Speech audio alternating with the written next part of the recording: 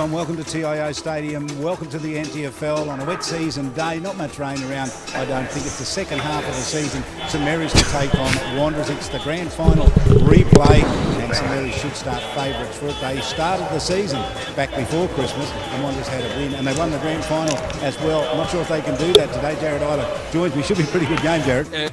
Charlie, and welcome to 2016, and as you said, it's the second part of a three-part season, obviously pre-Christmas, post-Christmas and the finals, but really looking forward to a high standard of football. Hopefully the guys are ready to go.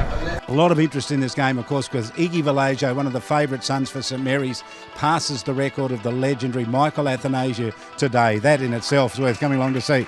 Absolutely, and that's going to work against Wanderers, unfortunately. Obviously, it's a milestone game for St Mary's. Iggy Vallejo, 315 games today. Stalwart of the club. He's a player that you can build a club culture around, and really looking forward to the players getting around him and celebrating the occasion.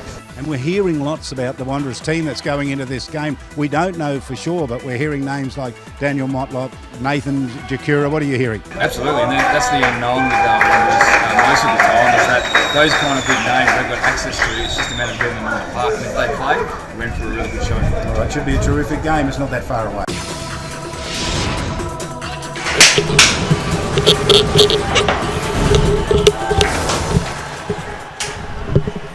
So the umpire about to get it underway here, Jared, and holds it aloft. And Iggy Vallejo, we talked about that. The minute he stepped across that white line, he'd broken the record, hadn't he? That's right. He can relax now. Not quite. There's a big job in front of him, and we're looking forward to a hot game of football, Charlie. Well, we've seen Nathan Jakura included there, and then he's a big in for the Eagles, isn't he, as is Daniel Motlop.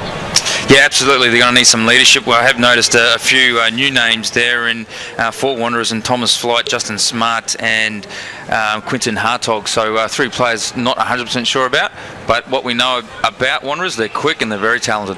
Gee, there's an injury here. I think the big ruckman's been injured going for that jump there in the middle. We'll have to wait and see. I think he's going to come off. Meanwhile, Saints have got it down in their forward line. Here's a chance here, in their back line rather. They can clear it out towards the back pocket, but I reckon the big ruckman's hurt himself.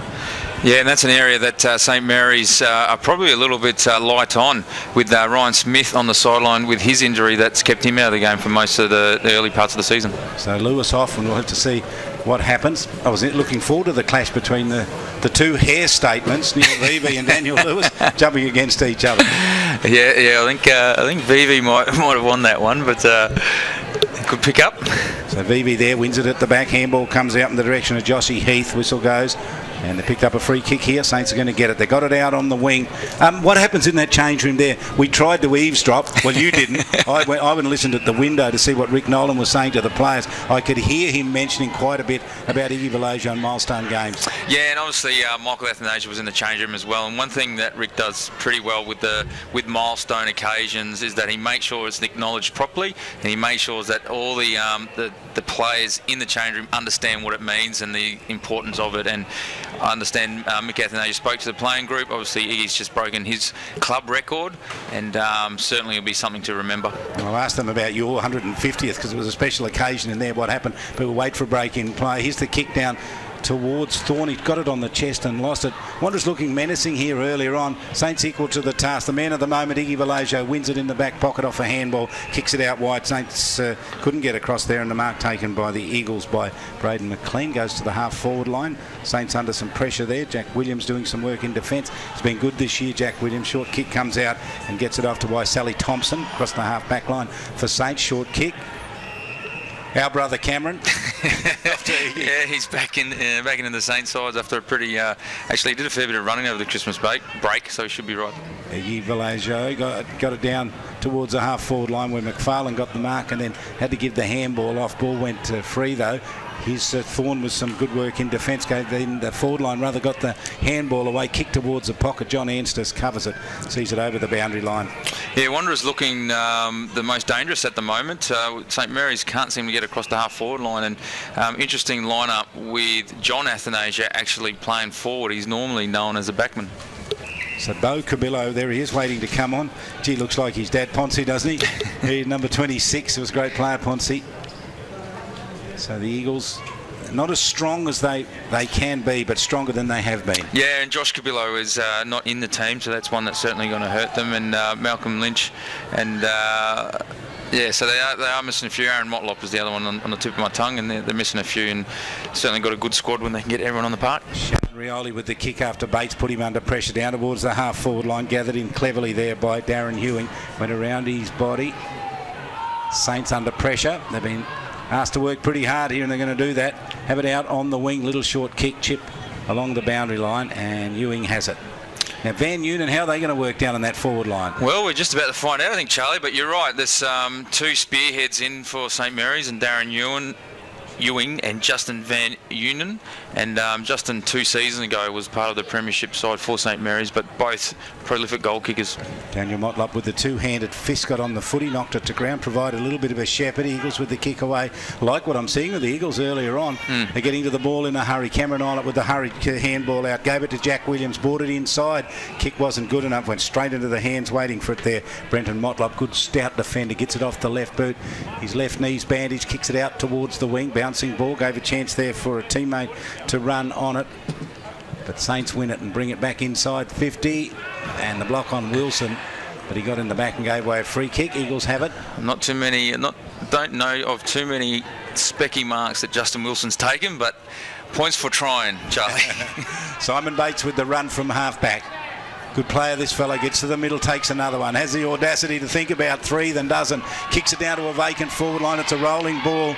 Saints will get back there first. No, Shane Thorne got to it, left it behind. Good handball out toward Anstess under pressure. Pushed it out a little bit further to Iggy Vallejo. They put him out of the contest. Wanderers full of some vim and vigour here. Holding the ball, says the umpire. They couldn't get it clear. Bo Cabillo penalised. Cameron Islet to get the free kick in the back pocket. Yeah, I don't know if there was a set play by Wanderers, but they certainly brought everyone up the ground and had space at the back, and they almost got the goal through sheer speed. Justin Wilson. Gee, the oval looks in great shape, doesn't it? It does. Always, Charlie. If it's not raining, it's a pretty good deck to play on. Thomas Modlow, outstanding first half to the season. Kick was good. Straight into the hands there of the dangerous Nathan Jakura. Looks across at right angle, goes with the kick. Good mark across there in defence taken by Parnell.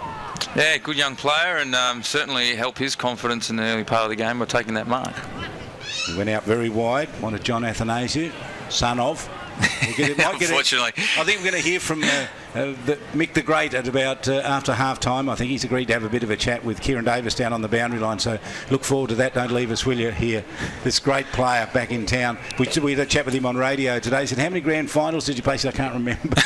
All I know is he said every year I played in a grand final. I can't remember. And I say, unfortunately, for John, it's just about the occasion, so he's going to be known today as son of. He's been out injured too, hasn't he, John? So it's good to see him back in the side. Yeah, absolutely. He certainly adds some depth to the St Mary's team, and looks like Rick's going to throw him around a bit by chucking him up forward. Wanderers are up and about here, I can tell you. Bates with the footy. Now, desperate dive on the footy there. Didn't quite work for St Mary's. And the ball left on the ground. They're certainly spreading from the contest a lot quicker and a lot better than what St Mary's are doing at the moment.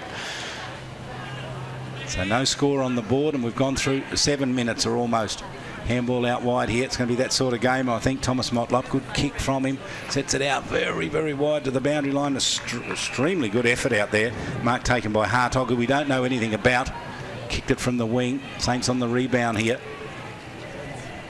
And from defence, they'll come away. They have to turn around and go back the other way. Ben Long with the kick.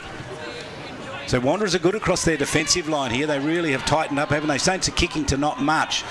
No, and a good match-up for the game, and we'll see how it unfolds. But Daniel Motlop playing on Peter McFarlane, but pretty much just playing off him, Daniel. He's a good reader of the play, and he's leading Peter to the ball at the moment. And obviously you've got Thomas Motlop across that half-back line as well, which is he's a very good defender. Braden McLean out. They didn't come back on the mark, so it's going to be 50 metres here. I think the umpire called for it, and it might have been back down there, Raf Clark.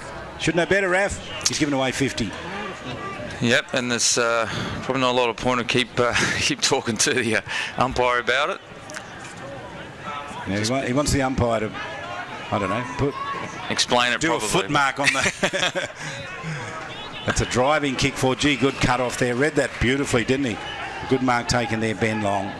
has it at true centre half back and pumps it out wide up towards the half forward line. Tom Motlop in second position, got his hands on the footy. His clean up was excellent, got it, and then he smothered kick, put it to ground. Some good work put on by Solly Thompson. Came out towards Williams, didn't quite to Wilson rather, didn't quite get to him. Oh, he stole it. His second effort was terrific. Saints with the kick forward on Thompson, was tackled late. It's going to be a free kick downfield, and I think it's going to go to McFarlane at 50. Yeah, just a little bit late on that occasion. Obviously, Xavier Cabillo wanted to get his body into the game early and his mind in the game early. And as we see, Justin Van Union come out and drop a sitter.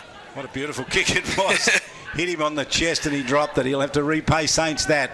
They've given away a 50 and dropped an easy mark inside 50. Kick out towards that far side of the ground. Out towards the boundary line they go. Jack Williams with the footy there. And he saw it to the boundary line, but he didn't get it clear.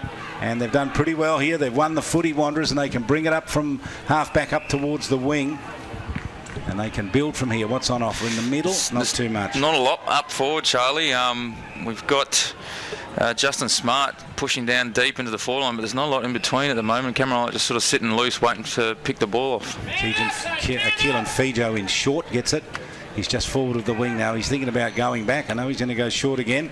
So Eagles with some patience here. Here's Shane Thorne. And a good kick from Thorne. And what can the Eagles do from here? They're a long way out. This is a kick and a half from goals. I don't think you can get the distance from there.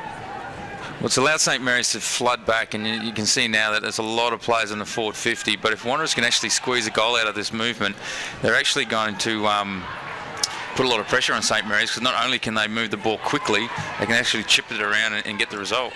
Christie it was getting there. Look at Wanderers at the fall of the ball. They are ferocious at the moment. Here's the hurried kick forward. Maybe Xavier Cabillo down towards the forward pocket, and good defensive work back there was Cameron Islet. Short. Gives it off to Jack Long. Asked to defend and working hard, Saints. This back six of theirs has been good for a long time. Iggy Vallejo on the gather under pressure. Got the handball away, linked it up through Joshy Heath. Runs from centre half back. Kicks it up over the wing, got a late tackle.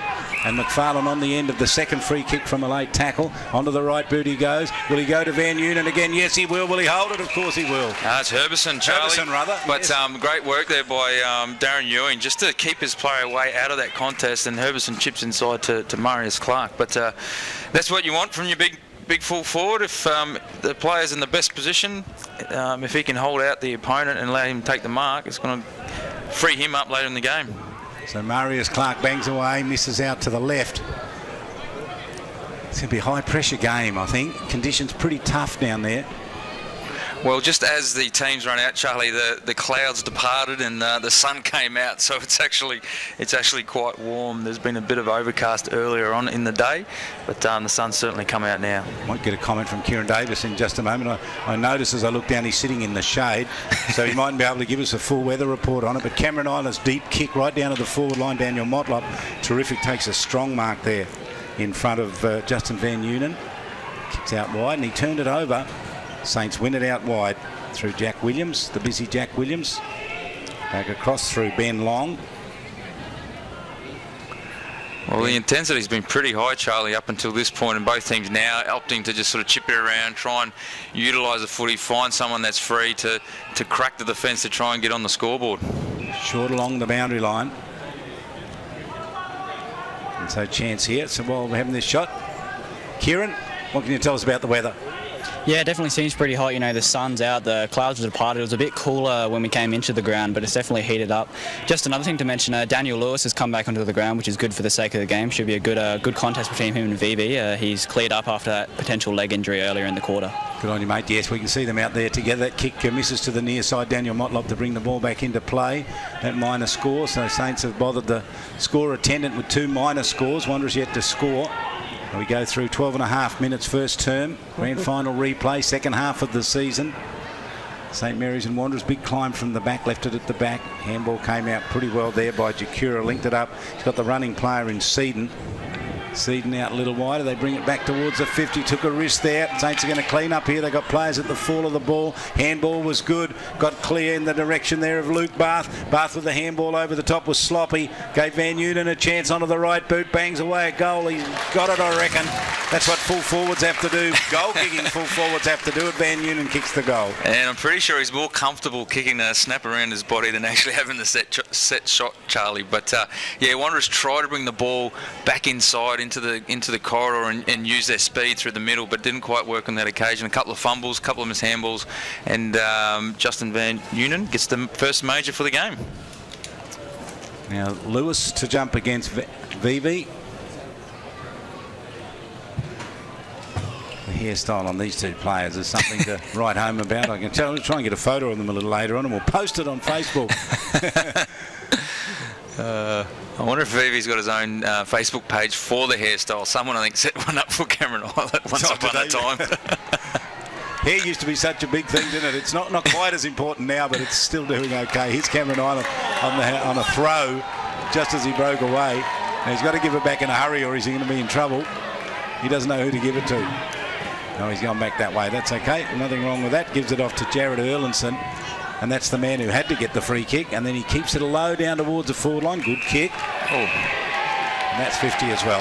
I'm not sure what happened on that occasion. Justin thought it was touched or played on of some sort, but that was clearly a 50-metre infringement. Well, Smart had it, didn't he? The mark was his, and then he was tackled. And you just can't do that. So Wanderers are going to get a resultant free kick here from just about point-blank range. And, yeah, considering all the attacking that they've done, Charlie, they probably should have had a score on the board so far. So their first real opportunity. Well, Smart didn't run down in a hurry. He just took his time. He wandered down. We don't know too much about him, but he's almost directly in front. He bangs with the left boot, so his kick at goal's pretty good. And the run and mark was pretty good as well, so he seems to be a fair player. Yeah, left footer, so and he's certainly a focal point for Wanderers up forward. He's been by himself, or him and his opponent has been one-on-one in the goal square a couple of times now on the forward entries for Wanderers. So he's a forward line player. He gets his goal, and that's his job. One goal the Eagles, 1-2 St Mary's. Brian Smart used to be a coach for Wanderers back in the late 70s, early 80s. Jared, well before your time. And I don't think that's his son. I don't think we've seen a Smart in the side since then. So here's these two again. How long will they ruck today?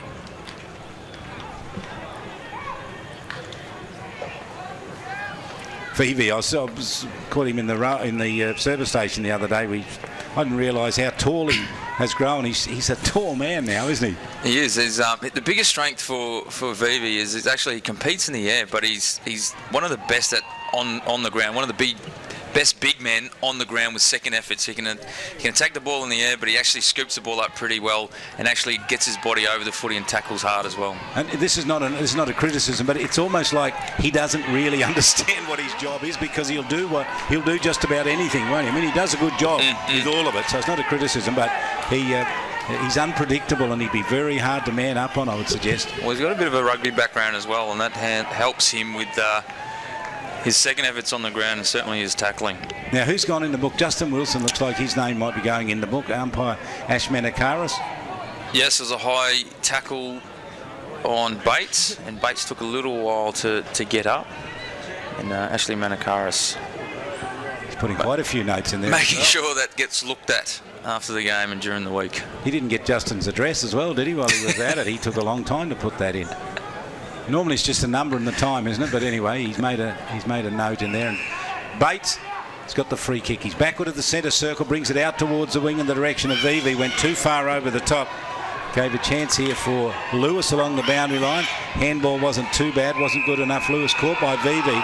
The two ruckmen going hard at each other. Umpire says it has to be thrown in. Lewis thinks he's got the free kick. He hasn't. See, that report, Charlie, going back was on Cabillo, Xavier Cabillo. So. Wilson's in the book, though. Wilson's in the book, yep. So, yeah, high tackle on Xavier Cabillo, and Wilson's just come off the ground. To explain his actions to Rick Nolan, I'd imagine. Look at this, it's a tough game. Now, we talked about this for people who are watching this for the first time. The two parts to the season, the pre-Christmas season where they play 11 games and then they've got 9 games to play after Christmas. Well, this is the first of the 9 games. Here's the ball towards the boundary line and picked up on the run there by that man, Thomas Flight. And he missed it to the near side. Got a bit of pace on Thomas Floyd, and again, it's that space at the back that they're sort of exposing and using with their speed wanderers. So St Mary's going to have to keep an eye on that. And steps to Bath, and Saints now can bring it into the centre of the ground. It's a good kick. Here's Herbison. Steps and then gets onto the left boot and punches to the pocket. It's a good kick, got right over the top, vacant forward line down there now. Ball towards the pocket, kicked off the ground dangerously. Might have been out of bounds on the full. I reckon that was out of bounds on the full. Absolutely convinced it was. Yeah, both players were running at it full pelt and just try to get a toe poke on there. I think it was Erlandson, and because he's running so fast, Charlie, he carried over the line. So Saints get the free kick. This is Marius Clark in a very tough position, right deep in that pocket. On the mark is Jared Erlandson. So he's just a couple of metres from the behind post on the boundary line. Clark's kick, pretty good off the boot, but minor score. That's his second shot at goal, Charlie. A tough one to kick from there, but he's kicked 2 points. I reckon he might have picked up 3 votes in the last game before Christmas in the ABC Player of the Year. He had an outstanding game. He did. He got 3 votes in St Mary's good win over Palmerston. There you go. He's in form. He's had a break since. So the ball's being brought back here. What's happened here? So Thomas Motlop looks as though he's been caught with his hand in the cream jar. He's given away a free kick. He has. And it's directly out in front. So, oh no, it's not. I thought it was a free kick. It's not. So Wanderers have the ball in the back pocket and can run it out. And he got there with a good tackle too. Did Van Unen, almost turned it over. Handball out in the left foot, snap by Herbison, misses to the near side. Fingernail stuff there from Unen on the tackle. Just lucky he got his finger on the Guernsey and was able to hang on to it to create the contest. Daniel Motlop, more noted as a forward, but gee, this year and last year, Wanderers throw him down in defence, and he's a great defender, isn't he? Yeah, and most games we've seen him play this year has been down back, and he's got a job to do, I think, on Peter McFarlane, and those two go at it pretty hard. Parnell, he got second grab on that, really. Keelan Fijo had first touch on it, but umpire was satisfied that he did grab it after that. Out wide, Anstess. Infield now gave it to Ben Long. A little bit of space to work into. Gave the handball off. Lets the runner come out and Jack Long. Kick to the centre of the ground. Bouncing ball makes it a little hard for Raf Clark. Gets onto his right boot. Then out a long way to Peter McFarlane. Takes the mark. Outside 50. Just coming on, Charlie, and gets a kick. Continues that tradition. He's got that knee. He's got a problem with that left knee, hasn't he? And that kick had to make his teammate work pretty hard for it down there, and he did just that. Rolled at the footy. Van Unen took the mark at just inside 50, but he'll kick from outside 50. Yeah, he should have a shot here, Charlie. Certainly can make the distance. Saints 1-4, Eagles 1-1. Gone through 21 minutes of the first term. Round 12 of the NTFL. First game after the Christmas break. 18-round season. St Mary's taking on Wanderers. They were beaten by Wanderers in round 1 when the season got underway, and beaten by Wanderers in the grand final at the end of last season. Here's Van Unen along the boundary line. Kicked it where he was looking, kicked it out of bounds on the full. I forgot to factor in it was his first game, and getting used to conditions always takes you a couple of games. Well, he was looking, he wanted to use the hook foot, did he? But in the end he just kicked it straight. Yep. It's a kick from the back pocket. VV in front position, and we'll get there and take a strong mark. Now onto the right boot he goes. Out wide, that's a good kick. Iggy Vallejo got there. Jakura on the bounce of the footy. Clean up was good. They got to him, gave the handball away. Put it out to his teammate there in Seaton. Duncan Seaton lost it. Pack of players come over the top. It's held up. Umpire will ball it up. You can feel the tension out there. You can feel the pressure starting to build. It's been on, Charlie, from the start, and it's great to see the young guys actually getting in there and not afraid to put their body on the line and run through the footy. Cameron Islet just worked his way through. Threaded it through, and the kick goes forward off the boot for St Mary's down towards the half forward line. Turned turned over rather. Kick from the back pocket comes out towards Simon Bates. Left foot kick goes across, links it up with Daniel Wheater. What a good defender he is. He's a sensational defender. He plays taller than what he looks like, and that's a great matchup for Wanderers with him on Union. Good clean there, Keelan Fijo. He's got this runner going to him, Justin Smart. He's the only goal kicker for the Eagles. Sends it to the top of the square. Wanted Shane Thorne. Didn't get to him. High tackle there. Saints are going to get the free kick. Again, Charlie, that attacking motion is about putting the ball behind the defenders, and John Anstess is so good out in front. He reads the play so well. But again, that vulnerability for St Mary's is at the back, and again, just half a metre off that ball getting over the back, and Wanderers getting on the scoreboard with a goal. So Shane Thorne involved in that. Short kick was good, and front position, they take the mark there. This is Jack Williams. Inside defensive 50, punts it out towards the wing. Sets it up for Lewis, got the big climb, got there a little late, ball went to ground. Good clean-up work going on down there by Mark McLean. Now Saints come off the wing. Chance here for McFarlane if they can get it to him. It's good reach out there in defence too by Saints. By Justin Wilson, kick up towards the ring. Lewis got high. Ball through the hands here of Joshy Heath inside 50. McFarlane wants a free kick. He's not going to get it. Little kick out here for Wanderers. Thomas Flight. Handball came out now, Duncan Seaton. Eagles on the charge here, looking pretty good. Joel Cabillo rather. Saints getting there in numbers. So Saints are lifting their intensity here. And you can give away a free kick when you do that. Well, Wanderers had all the numbers. They just couldn't get that clean handball, Charlie, to get the play into space and have the time and space to actually make the kick forward. And I guess an opportunity gone missing on that occasion. Well, chance here for Shane Thorne to put his team in front. He's going to have a kick from outside 50 after the siren. So as it stands at the moment, you can see they're 1-4 to 1-1. Shane Thorne to have a kick. Now not beyond him. And he was crunched in a pretty ferocious tackle by a couple. He's going to take his time with this. He can be a match winner or a heartbreaker, this man. He's got the responsibility here to put his team in front at quarter time. It'll be psychological advantage for them if he can deliver here. That's the square. And from outside 50, he gives it plenty. He gives it a big roost. It's a long kick and it's a minor score. So Wanderers are going to go in at quarter time, trailing by a couple of points. It's been a good and entertaining quarter of footy. St Mary's 1-4, Wanderers 1-2. Yeah, and you couldn't ask for anything more, Charlie. Great start to this game in the first quarter. Which team can maintain the intensity and the level and the physicality of it? For mine, Marius Clark has had his hand in a lot of things with a few shots on goal for St Mary's as part of the better players unit, and Islet's worked pretty hard to get himself into the game. And for Wanderers, Thomas Motlop obviously crossed the half back, Daniel Motlop, and also good to see Xavier Cabillo throwing his body on the line as well. Looking forward to the second quarter. So quarter time here, it's Saints by not much. 1-4, leading the Eagles 1-2.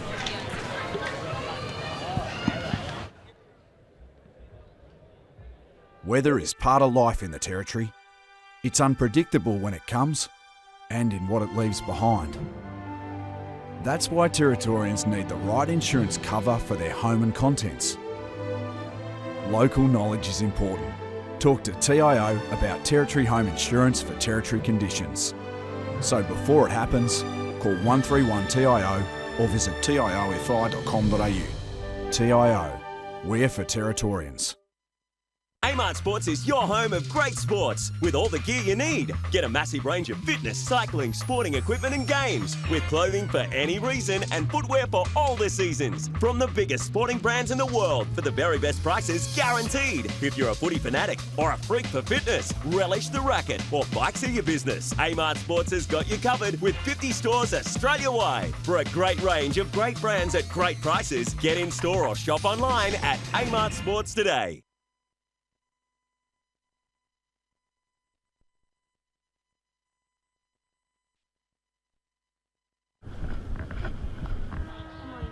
Jade. Tom, play on, Matty, straight out.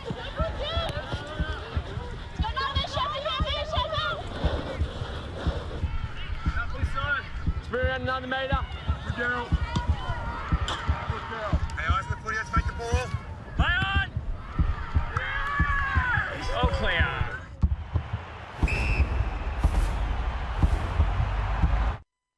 My housemate woke me up to ask where my car was. Turns out we left the front door unlocked and someone helped themselves. Protect yourself against crime. A momentary lapse is all it takes, even if you are home. It's pure chance and quicker to steal keys than to hotwire a car. People make it easy and leave keys, bags and wallets laying around with unlocked doors. Don't be the one to get caught out. A community announcement by TIO, Crime Stoppers and the National Motor Vehicle Theft Reduction Council.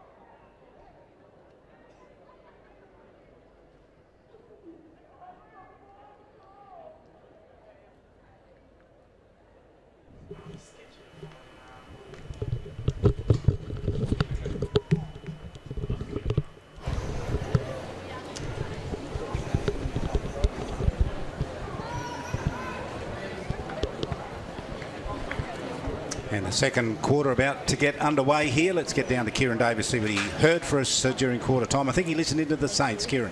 Yeah, I did. Rick Nolan was actually, he wasn't too upset with that quarter, even though they mucked up a lot of chances going in here. Made a point of that. They had 17 inside 50s, but they only hit the target 3 times. So he just wanted them to improve their delivery into the forward line, really, and he reckons they'll have a good shot if they can just do that. Good on you, Kieran. Thanks for that. Kieran Davis there. And Jared Eilert, you disappeared. You went down there. What were you doing? I went to try and find the great man, the Golden Greek. We gathered in Asia, but I had no luck. So I had to find him for at half time. So second quarter here about to get underway, and it looks like they're throwing Raph Clark in to do some of the ruck work in the middle for Saints. They're kicking to the left of screen. Comes out wide here. Owen Henry with the footy. Squeeze the kick out towards the wing. It's a rolling ball. Front position for Wanderers down there with Duncan Seaton left it behind. They'll get another chance here, Seaton, if they can get it to him. He sits on the outside of that pack. It didn't get to him. Now he's a chance. Gets to it, did pretty well too. Gave the handball off to Nook Mansell. Back through the hands of Nathan Jakura to the middle to Vivi. Vivi on the right boot. Spears it forward inside 50. Bouncing ball hits the ground there. Just got away from the Eagles there. That was Thomas Fight. Saints under pressure now. Eagles can run in here from almost directly out in front. Bang, goal. Yeah, great reply. Great reply, considering St Mary's had the clean clearance, and for the defenders to work the ball back the other way. And again, that speed's going to hurt or going to give St Mary's a bit of trouble. So Joel Cabillo kicks the goal. It's evident, isn't it, that Saints under a bit of pressure here because Wanderers do have the leg speed. Yeah, absolutely. And again, that's that space at the back. So They're going to have to keep an eye on that. Not panic stations at the moment, obviously still early in the game and the scores are pretty tight. But for mine, with the forward entries Wanderers are getting, it's that space at the back is going to cause the most damage to St Mary's. Justin Smart a goal, Joel Cabillo a goal. They're the goal kickers for the Eagles. Justin Van Newen with the goal for St Mary's. Wilson hasn't had much of the footy. They got to him, put him to ground. He's pinged and penalised. It was a great tackle. Nook Mansell gets the free kick in the middle for the Eagles. The reigning premiers have control of the footy. Kicker with the left boot wants Thorne, the big number 7, beaten by the opposite number 7. Cameron Islet stands up across half back, takes a strong mark. Ignored Iggy Vallejo, went a little wider, got it out to his teammate out there. Parnell. This is Parnell, right at centre half back. He thought about going short, and then he took a risk and went over the top, and it was a bad choice in the end because Simon Bates got on his horse and away he went with a left foot kick inside 50, drops back. Good defensive mark taken back there. So Saints asking to defend as they were at the top of the first quarter. It was the same sort of scenario, wasn't it, Jared? Yeah, that's right. St Mary's get another go at this, I guess, building up of the attack, and on that occasion the decision wasn't great. It was a 3-on-1 kick and not a great kick at that, but Saints, I guess if they can work their skills out, they should be able to get the ball out of the defensive 50, which has taken them a little bit longer than usual. Now they've got some space to work. If they can get to this foot, he had to run hard at it. He did just that. Ben along. He was courageous. Cameron Islet with the footy. Goes with a handball inside defensive 50. Kick comes out towards Bart. Takes the mark on his chest there in front of Nook Mansell. Has it between the wing and half back for St Mary's. Steps around his player. Runs off the left boot. Wobbly old kick was poor. Tommy Motlop cut it off. Oh, we loved waiting for that. Thomas Motlop went right over the top with great vision. Gave it off to Duncan Seaton. Seaton will go for Thorne. Good kick. They close on him. Iggy Vallejo couldn't get to him. And Shane Thorne has it, and then he straightens it up across half-back. That's a great kick and a strong mark. He needed a strong mark, and he got it. It was delivered beautifully. Wanderers playing some good footy here. They really are. Absolutely. They've certainly come into this game with ferocity and the pressure as sort of two key points, and they've been up and about in those kind of areas. And if they can get their skills right, they're going to be pretty hard to stop. Braden McLean. He's going to kick from inside 50, not beyond him the journey. No, he's kicked plenty of goals from this far out and on this angle, Charlie. Lines up and kicks. Struck it pretty well. It's going to drift out to the right and he misses. So Eagles squander that opportunity. Cameron Islet to bring it straight back for Saints. Gets it out in a hurry. Does the occasion get the Saints playing for Iggy Vallejo? I don't think so. I think they've got enough experience in the team to, I guess, work through that. If anything, it's going to actually get the players up and about for it. They've gone through it many times before, Charlie. Bo Cabillo got it back there from some clever work. Daniel Motlop kept the ball in the field of play. Wanderers win it. Handball to Jakura. Right foot kick inside 50. Wanderers in best position here. Oh, Vallejo did very well. Saints on the clean-up. It's good play from them. You wouldn't want to muck around too much there in defence. The kick has to be good. It is. Straight to Wilson. He hasn't had much of the footy. His name's in the book. Kicks it out towards the wing. Luke Barth with the good punch. He might run onto this Barth. He's done pretty well. He's kicked it inside 50. Wanderers get their best, though, in numbers and clear it from inside defensive 50. Out towards Cabillo. Takes a strong mark. That's Bo Cabillo caught with the footy. And he was held on there by Herbison. Yep, both crowds are getting themselves into the game, whether that was play on or there was a 15-metre penalty for infringement. But the umpire, good call. Tom Motlop kicks up forward. It's a good strong mark taken there by John Anstis. And stolen by Nathan Jakura, who just came from nowhere and pinched it and gave it to Owen Henry. He never gives up, Jakura, and on that occasion, Raf, I guess a bit of talk. Raf needed a bit of talk around the contest, but he just pinched it out of his pocket and set up a scoring shot for, is that Owen Henry? For the Wanderers Football Club. So two players with AFL experience, Raf Clark and Nathan Jakura. But the ball in the hands here of Owen Henry. They've got him on the team sheet as Owen Henry Jr. And then he kicks and he strikes it pretty well, and I reckon it's touched right on the line. Yeah, it's certainly a straight kick, but just didn't have enough petrol in the tank on that occasion. So Saints just trying to get their game going here. They haven't quite worked it out yet. Just the one goal, and we've played 6 minutes, so a quarter plus 6 minutes, and Saints with just one goal is a worrying sign. Punch from Vivi at the back was pretty good. Scramble kick out towards the wing, just short of. Peter McFarlane left it alone. Daniel Motlop went with him, and ball will be thrown in. Yep, Peter McFarlane having to come right up the ground. He was used as an option on that kick out, and he's playing centre half forward and just trying to work Daniel Motlop over by the look of things. So Motlop, we'll test Daniel Motlop's fitness here. Daniel's a smart player though. He'll know when to run with him. He'll know when to sort of drop off and fill the space. So. Yes, so much of it is fitness, but so much of it is knowing exactly how to...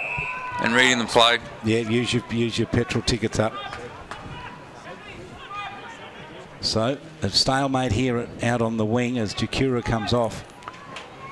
Vivi with a little push out. Tom Motlop got to the footy, scrambled a kick, tried to get it over the wing, left it behind. Bocabillo hard at the footy. Cameron Eilert wins it, punts away with the right boot. It'll bounce in the field of play. Van Unum with the handball. Shannon Rioli, who's been quiet, hasn't got it yet. Van Unum with the handball around the body. Towards the boundary line in front of the Wanderers supporters and over. Yeah, you're right, Charlie. That's a good call. We haven't seen too much from Shannon at the moment, and some of the other players that probably need to get their hands on the footy and actually run with it, like Henry Labastida as well, and Shannon. So if they can, and Marky McLean, if they can get their hands on the footy, they'll start to turn the game around. I reckon Duncan Seaton's got the job on Shannon Rioli, and he's blanketing him at the moment. Ball picked up this time by Sam Christie, got hit in the tackle. Ball left on the ground, right in the centre circle. So just mention here too, the service we mentioned before is fantastic, but we're going to have a break from Marara for the next 3 weeks, aren't we? Give this surface a spell so we have a great final series and those AFL matches coming up. Yeah, absolutely, and you just don't know what the weather's going to do during that period, so it's a planned break and setting up for a pretty intense final series. High tackle on Shannon Motlop, then he steps around Thorne and runs off. And his kick is pretty good. It'll land inside 50. Peter McFarlane got a long way away from Daniel Motlop and then went with the kick along the boundary line. It didn't quite work for them. He had a couple of options up there. Ewing was the one he wanted. He didn't get it to him.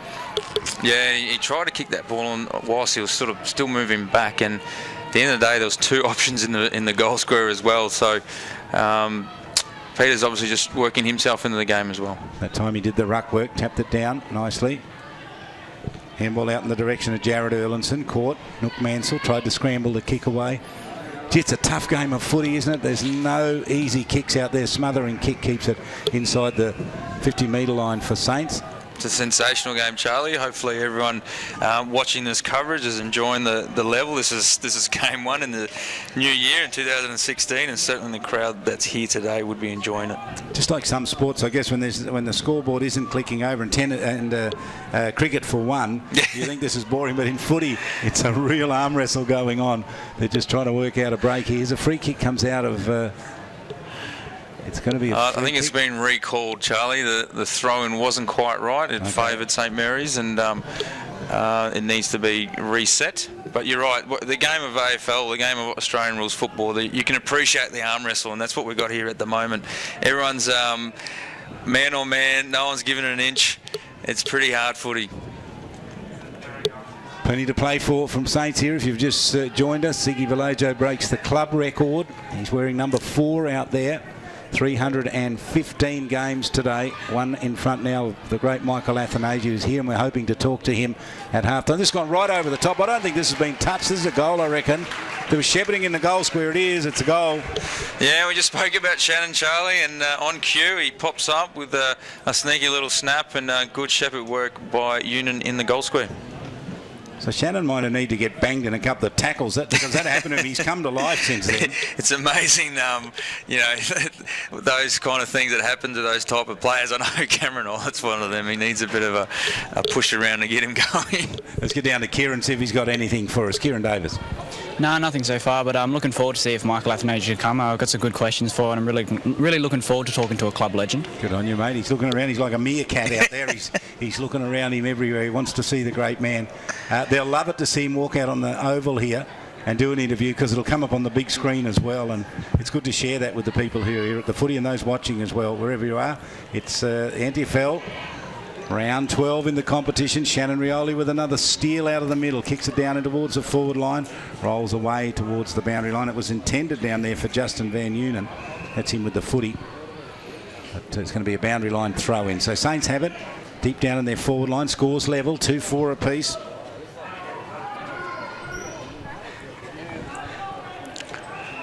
What I've been impressed, Charlie, with Wanderers in particular, I think they've used their bench and they've used their rotations a little better than St Mary's at the moment. I don't know what's happened here, but Daniel Motlop has somehow manufactured a free kick.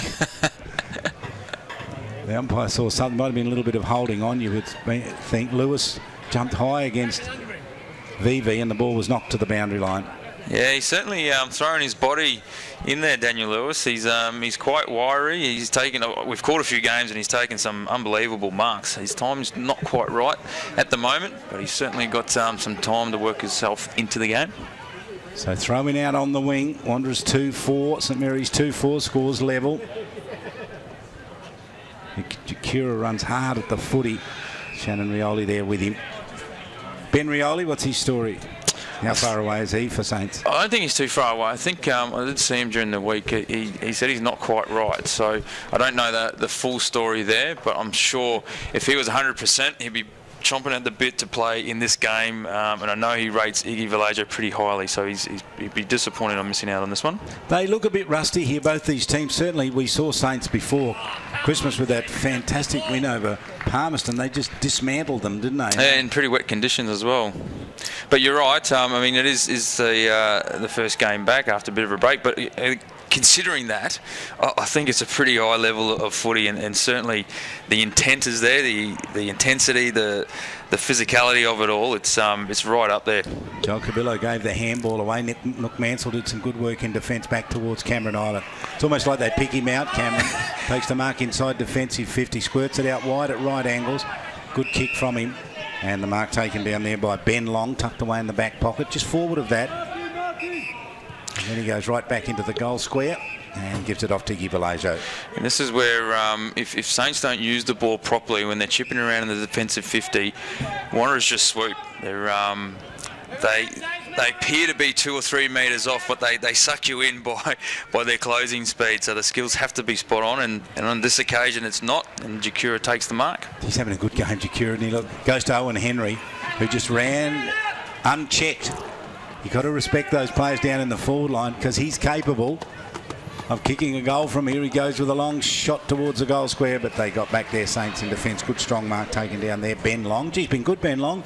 He has been. He's certainly come of age this season. He's had an opportunity. Rick's played him and given him a bit of confidence and backed him in, and I think he's repaid and made the most of those opportunities. Josh Heath wins it and then kicked out wide, and this man's come up a long way to take that. Justin Van Unen, he's up on the half back line. He's a forward. His kick's not that good. Gets it to the wing. Little paddle out there was pretty good. Gave it to McLean. He didn't look. He just kicked it up and under. VV under the footy. They got to him and knocked it to ground. Bates nearly got the footy. He didn't get it. Hold on here. Spillage comes out. Stolen by Parnell. On the wing for St Mary's. Kicks forward. Wilson at the back.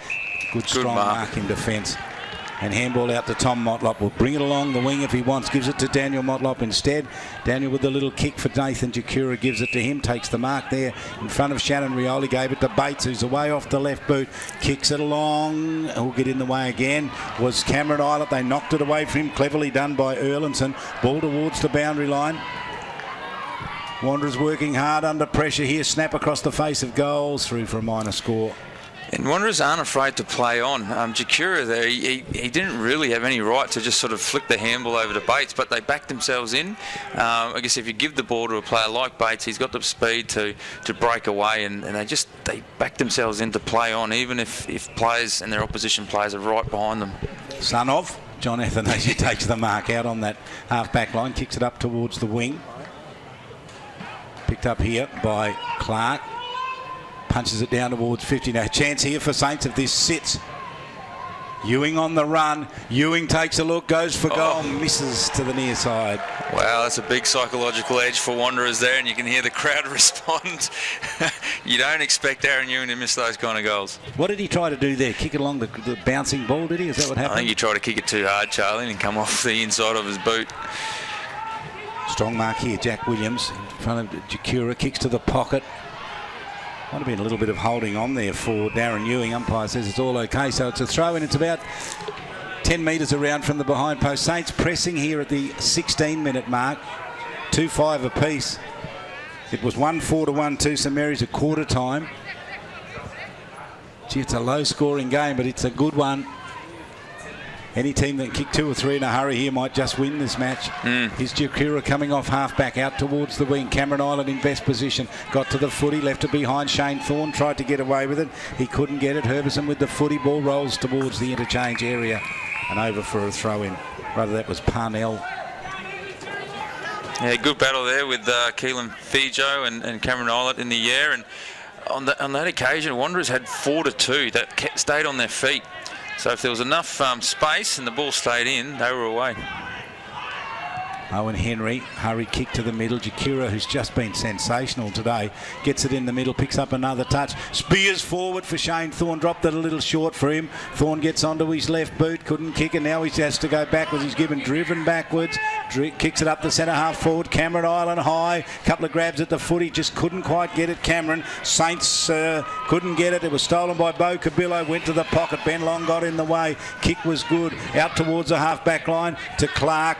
Good work there, gathered in by Raf Clark. Turned it over, gave Wanderers a chance here. Flight with the footy, kicks it down towards the pocket. Little bit of holding on there. They got the kick away. Wanderers with the ball in their favour here. High up and under. Kick's going to miss everything and land right on the boundary line and stay in the field of play. It was all the Eagles then when they caught him on the rebound, but they didn't capitalise. No, they didn't, Charlie. You're right. An opportunity gone begging. I think Jakura had a bit more time than he first thought and could have steadied up.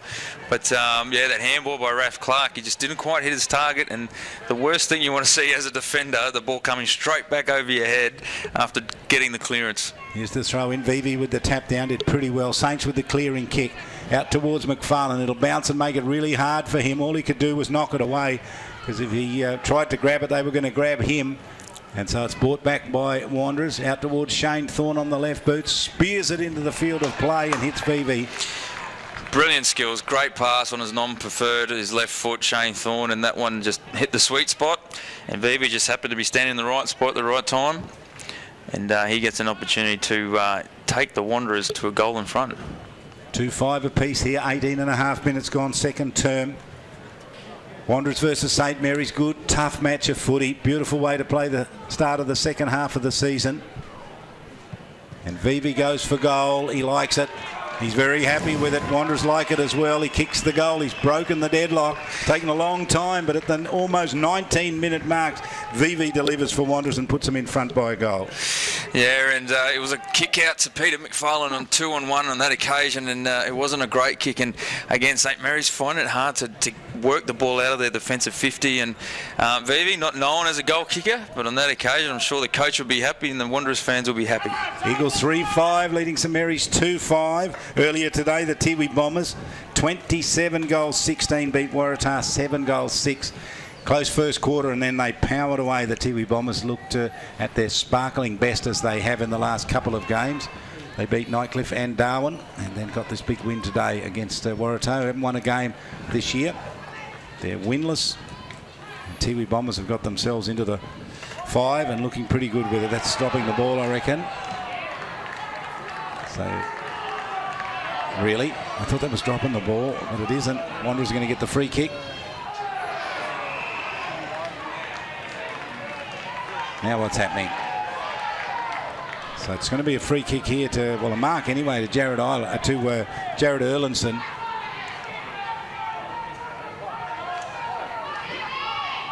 There was something off play there, Charlie, I think, in between Thomas Mollop and Peter McFarlane, that which relayed the kick downfield for Wanderers. Gee, Ben Long cut that off again. He's having a super game, isn't he? Ball over the boundary line. I must say, overall, the centre clearances was working pretty well for St Mary's, with Raf Clark having moved into the ruck. He certainly got on top of Neil Vivi in that area, with, I think, Luke Barth, Justin Wilson and Cameron Island getting the 3 clearances clean off his taps. And but on the flip side, the defence from Wanderers has been up to the task when you've got 3 spearheads and Peter McFarlane, and they're going at it, Thomas Motlop and Peter McFarlane. That's... see how that unfolds. The umpire comes in, but Justin Noonan and Van Noonan and Darren Ewing, their defence is holding up pretty well. So Vivi uses the handball, and the Eagles will bring it straight out there towards Joel Cabillo. Goes over the top, Joel Cabillo. Linked it up there with Jared Erlinson. Saints win it. Ben Long doing the good work again. Joshy Heath there as well. Kick off the ground. Umpire says it's out of bounds, so it'll be a throw in. So we've ticked past 21 minutes. Low scoring game. Don't expect too much more time in this match. 3-5 to 2-5 Eagles up by a goal. The discipline's going to come into this game, Charlie, and Thomas Motlop has returned the favour to Peter McFarlane. He's given away a free kick in the middle of the ground. So from a boundary throw-in, we've gone to a free kick to the middle of the field, and now we've gone to a free kick to the wing. Sure, what's going out there? For St Mary's, so...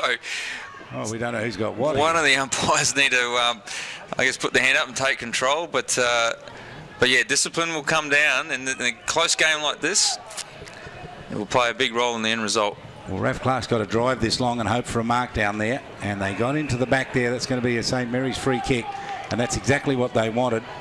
The whistle went, so it was a free kick anyway, and this is a chance right on the half-time hooter for Saints to level this score up. What's the chances from there? No, I think it's a bit beyond his distance, Charlie, so the ball will drop short, and it depends who's in and under. So McFarlane's kick to the top of the goal square, landed there. Saints looking for it. Ewing with a kick off the ground. Ewing goes for goal and misses, gets a minor score. Sometimes they work for him. That one didn't. So his team down by 5 points and almost siren time. Yeah, not too many goals, Charlie. There shouldn't be too much time on. We do have an injury for Wanderers here. Is that Nook Mansell that's coming off with a shoulder, potentially shoulder injury. Play goes on though. And here to VV, jumped high and took a good strong mark. He's the only one who wanted that footy really. No one went with him, and he took a strong mark at half back. He likes to give it off to those runners, and they know it. I think that's a coach's instruction. It's normally stock standard for a ruckman to handle to a smaller player to kick the footy. Daniel Motlop now searching kick out there to Joel Cabillo. Puts it a long way out in front of him. Some work to do, Marius Clark. He'll get there too late. The kick forward was a good one. Very good. Into the hands of Shane Thorne. 23.5 minutes gone. Long again. Cameron Islet uses the handball. Man's been quiet. Henry Labastida kicks it up towards half forward. Daniel Motlop there gets over the top. Too many Wanderers players back there in defence have done well. They flooded back, and then they find Jukura. They didn't quite get it to him. It went instead to Erlinson. He gave it to Jukura this time. Handball was good, made it pretty hard. Jukura continued to run, gets forward of the wing, pumps it up towards the forward line. Hard work here for St Mary's. Thomas Motlop couldn't get to the footy. And Saints this time will get out of trouble. Luke Bath with the handball over the top. Gets it out through his teammate out there in Jack Long. And across to the ever reliable Ben Long, who's had so much of the footy. And look at his kick. It's just superb, isn't it? He's been terrific. Jack Williams out on the wing. Left foot kick towards the pocket. Daniel Motlop read it best, did it cleverly. What a great tap over the top, and then ran himself into the space. All the AFL experience coming to the fore there for Daniel Motlop. Kicked it out to Jared Erlinson, and they touched him and he fell over. He did. Finished up with Bates on the wing. Bates' kick is a beauty inside 50. And the Eagles caught them napping, and they've driven it into the forward line. And Justin Smart, who kicked a goal in the first quarter, has a chance here after the half-time hooter to extend the lead out to 11 points. So they're leading the Eagles 3-5 to 2-6. Smart defence, Charlie. Darren Ewing was 1 on 3 on that occasion, and there was no way he was going to beat those 3 defenders. So they've turned defence into attack as we see Justin Smart come in for his chance for a second goal. So Justin Smart, 45-degree angle, crosses 50, hits it with the left boot, gives it a roost and has left it out to the left-hand side. So a minor score here, and that'll make the margin 1 goal exactly. So at half-time here, the Eagles 3 goals 5, kicked 2 goals in that quarter to St Mary's 2 goals 6, rather 3 goals 6 to 2 goals 6, so the margin is 1 goal. Yeah, and for better players, Nathan Jakura certainly elevated his status in the game and lifted his work rate and was a driving force for Wanderers on that occasion. Thomas Motlop and Daniel Motlop playing and antagonising pretty much Peter McFarlane, so see how that unfolds. Well, that's a very intriguing battle. And for St Mary's, Ben Long, I think you called during that quarter, Charlie, he's been super down back for St Mary's, and Cameron All, I think, has worked pretty hard, and overall centre clearances, St Mary's in front, I would have thought, and the defence holding up for Wanderers. So at half-time, it is the reigning premiers out by a goal in a low-scoring but entertaining match here at the TIO Stadium. So Wanderers 3-6 lead St Mary's 2-6. Weather is part of life in the Territory. It's unpredictable when it comes and in what it leaves behind. That's why Territorians need the right insurance cover for their home and contents. Local knowledge is important. Talk to TIO about Territory home insurance for Territory conditions. So before it happens, call 131 TIO or visit tiofi.com.au. TIO, we're for Territorians. Amart Sports is your home of great sports with all the gear you need. Get a massive range of fitness, cycling, sporting equipment and games with clothing for any reason and footwear for all the seasons. From the biggest sporting brands in the world for the very best prices guaranteed. If you're a footy fanatic or a freak for fitness, relish the racket or bikes are your business. Amart Sports has got you covered with 50 stores Australia-wide. For a great range of great brands at great prices, get in store or shop online at Amart Sports today. 1300 kilonewton centrifugal force, infrared remote control. How does he do it? 24.5 kilowatt diesel motor. He doesn't just know how to operate every piece of Kennard's hire gear we get in, but also its service details, its safety checks. I know. It's as if he can hypnotise each piece. Give me 2 passes with sauce, coffee white with 1, bun with icing, no pink icing. Yep, no worries, Terry.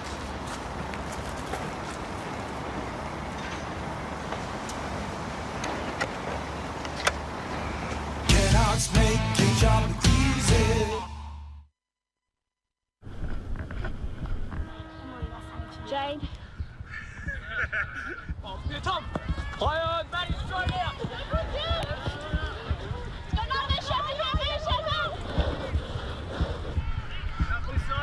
Spin around another metre. Good girl. Good girl. Hey, eyes on the footy, let's make the ball. High on. All clear.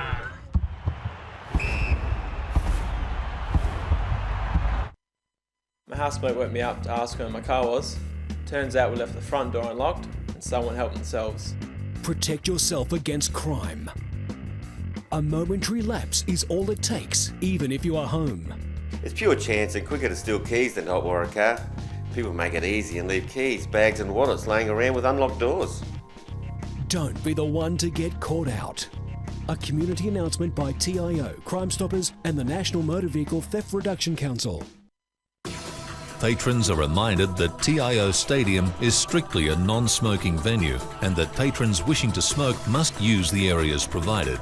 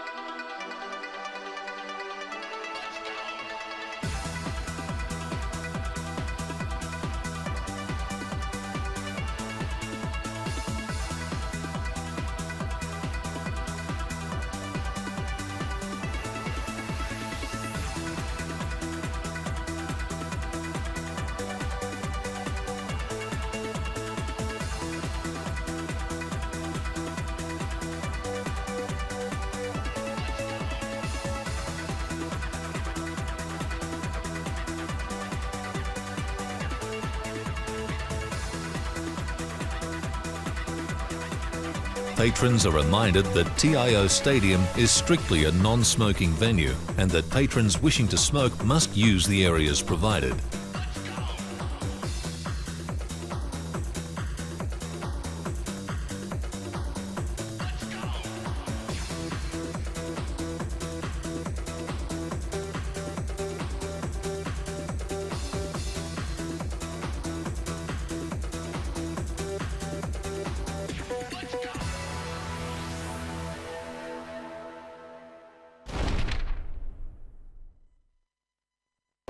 Deliberately rushed behinds.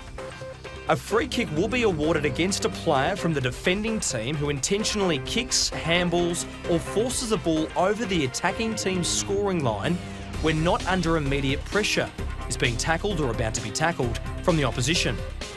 Umpires will be instructed to give the defender the benefit of the doubt when adjudicating deliberate rush behinds. Martin is correctly penalised for deliberate rush behind when he handballs the ball from a significant distance directly over the scoring line when not under immediate pressure. You handball the ball from 20 metres out. Frost knocks the ball directly over the scoring line when not under immediate pressure. He should have been penalised for deliberate rush behind. Longer is under pressure and therefore given the benefit of the doubt. He's not penalised for a deliberate rush behind.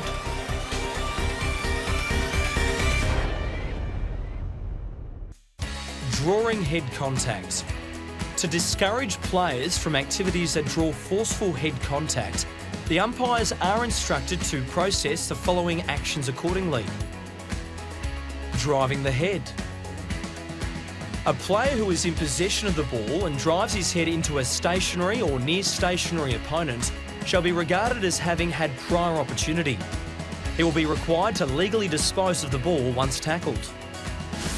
In the following example, Ambrose drives his head into a stationary or near stationary opponent and therefore is deemed to have had prior opportunity. He should have been penalised for holding the ball as he doesn't legally dispose of the ball once tackled. Ducking. Where a player ducks into a tackle and is the cause of high contact, the umpire will call play on. The onus will continue to lie with the tackler to avoid contact above an opponent's shoulders. Umpires will continue to be instructed to protect the ball player. In the following example, Thompson ducks into a tackle and the umpire correctly calls play on.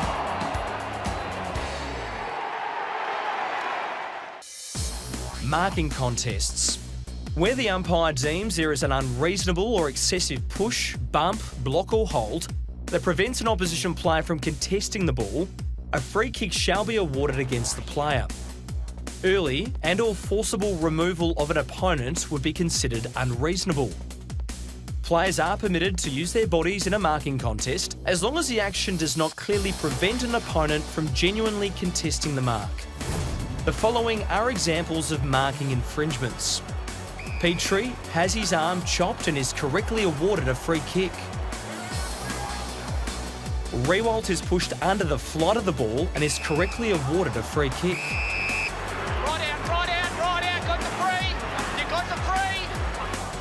Grimes blocks Schultz and is correctly penalised.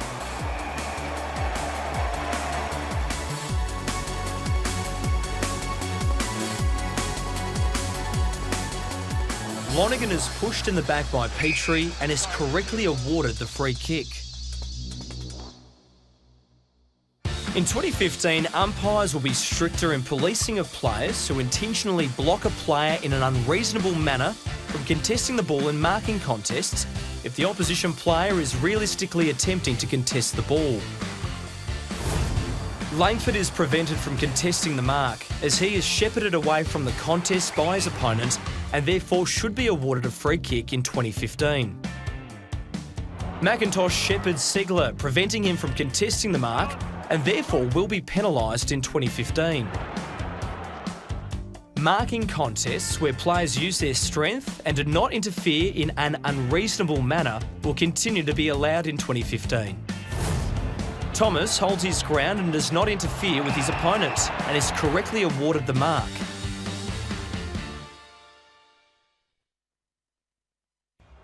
Holding the ball.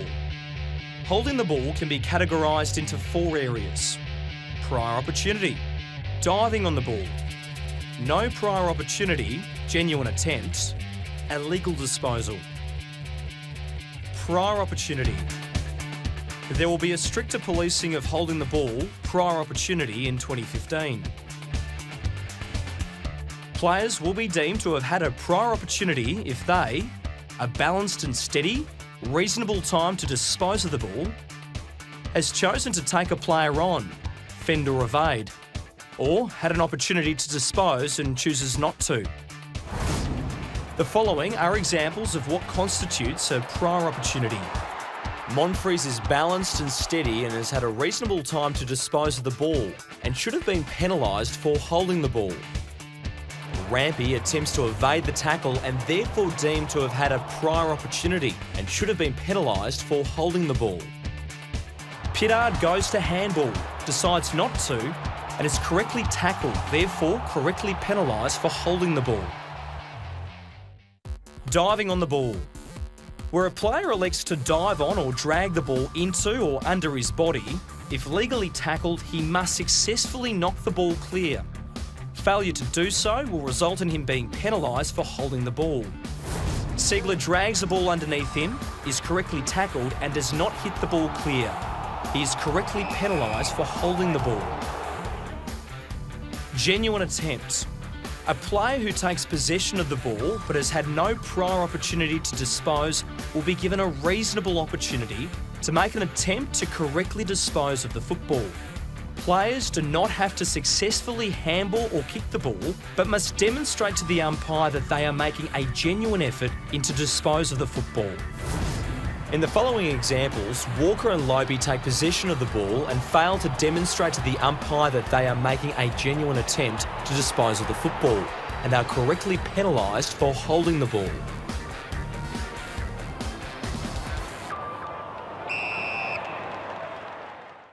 Illegal disposal.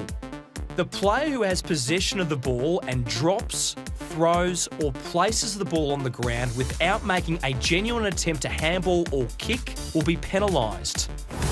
Fife has control of the ball and does not make a genuine attempt to dispose of the ball when correctly tackled. He drops the ball and is correctly penalised for illegal disposal.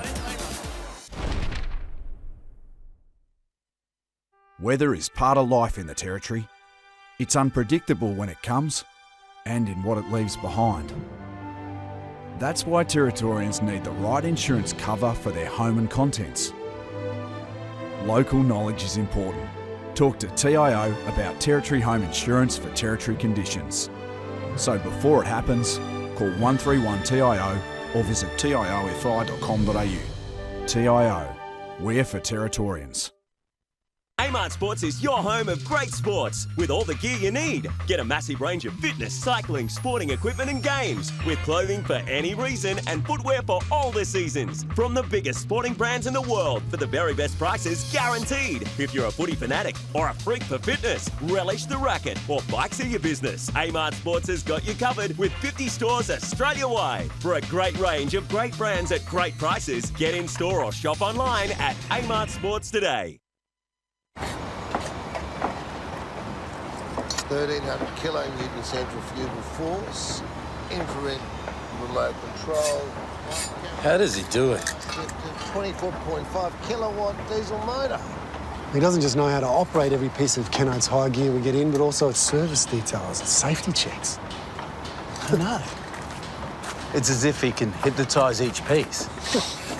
Give me 2 passes with sauce, coffee white with 1 bun with icing, no pink icing. Yep, no worries, Terry.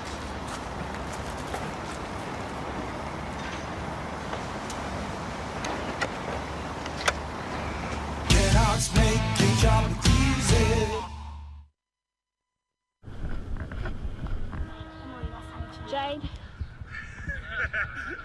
Tom! Fire! Matty, straight out!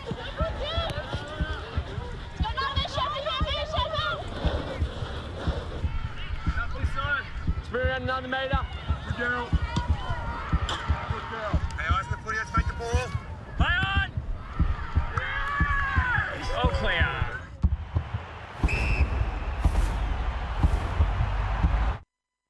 housemate woke me up to ask where my car was. Turns out we left the front door unlocked and someone helped themselves. Protect yourself against crime. A momentary lapse is all it takes, even if you are home. It's pure chance and quicker to steal keys than to hotwire a car. People make it easy and leave keys, bags and wallets laying around with unlocked doors. Don't be the one to get caught out. A community announcement by TIO, Crime Stoppers and the National Motor Vehicle Theft Reduction Council.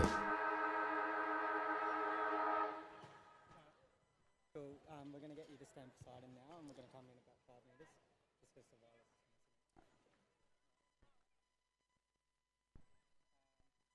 How are we?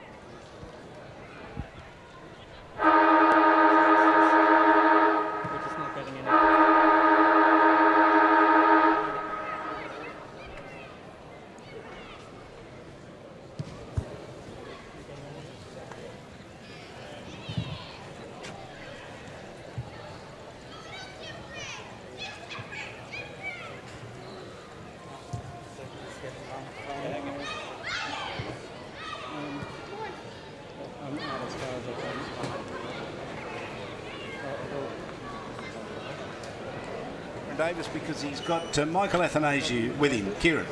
Yeah, I got St Mary's club legend Michael Athanasiou. Michael, how do you think this game's going so far, Lassies? Oh, it's a bit of a cagey game. Obviously, there's a little bit more pressure out there today. Two good sides. Probably both teams not using the ball very well, but no, it's very oppressive, the conditions out there. Probably looking for a better second half, both sides. Do you think maybe St Mary's are a bit overwhelmed by the occasion? Obviously, Iggy Vallejo is breaking your club games record today. Do you reckon that might be playing in the minds of the boys today?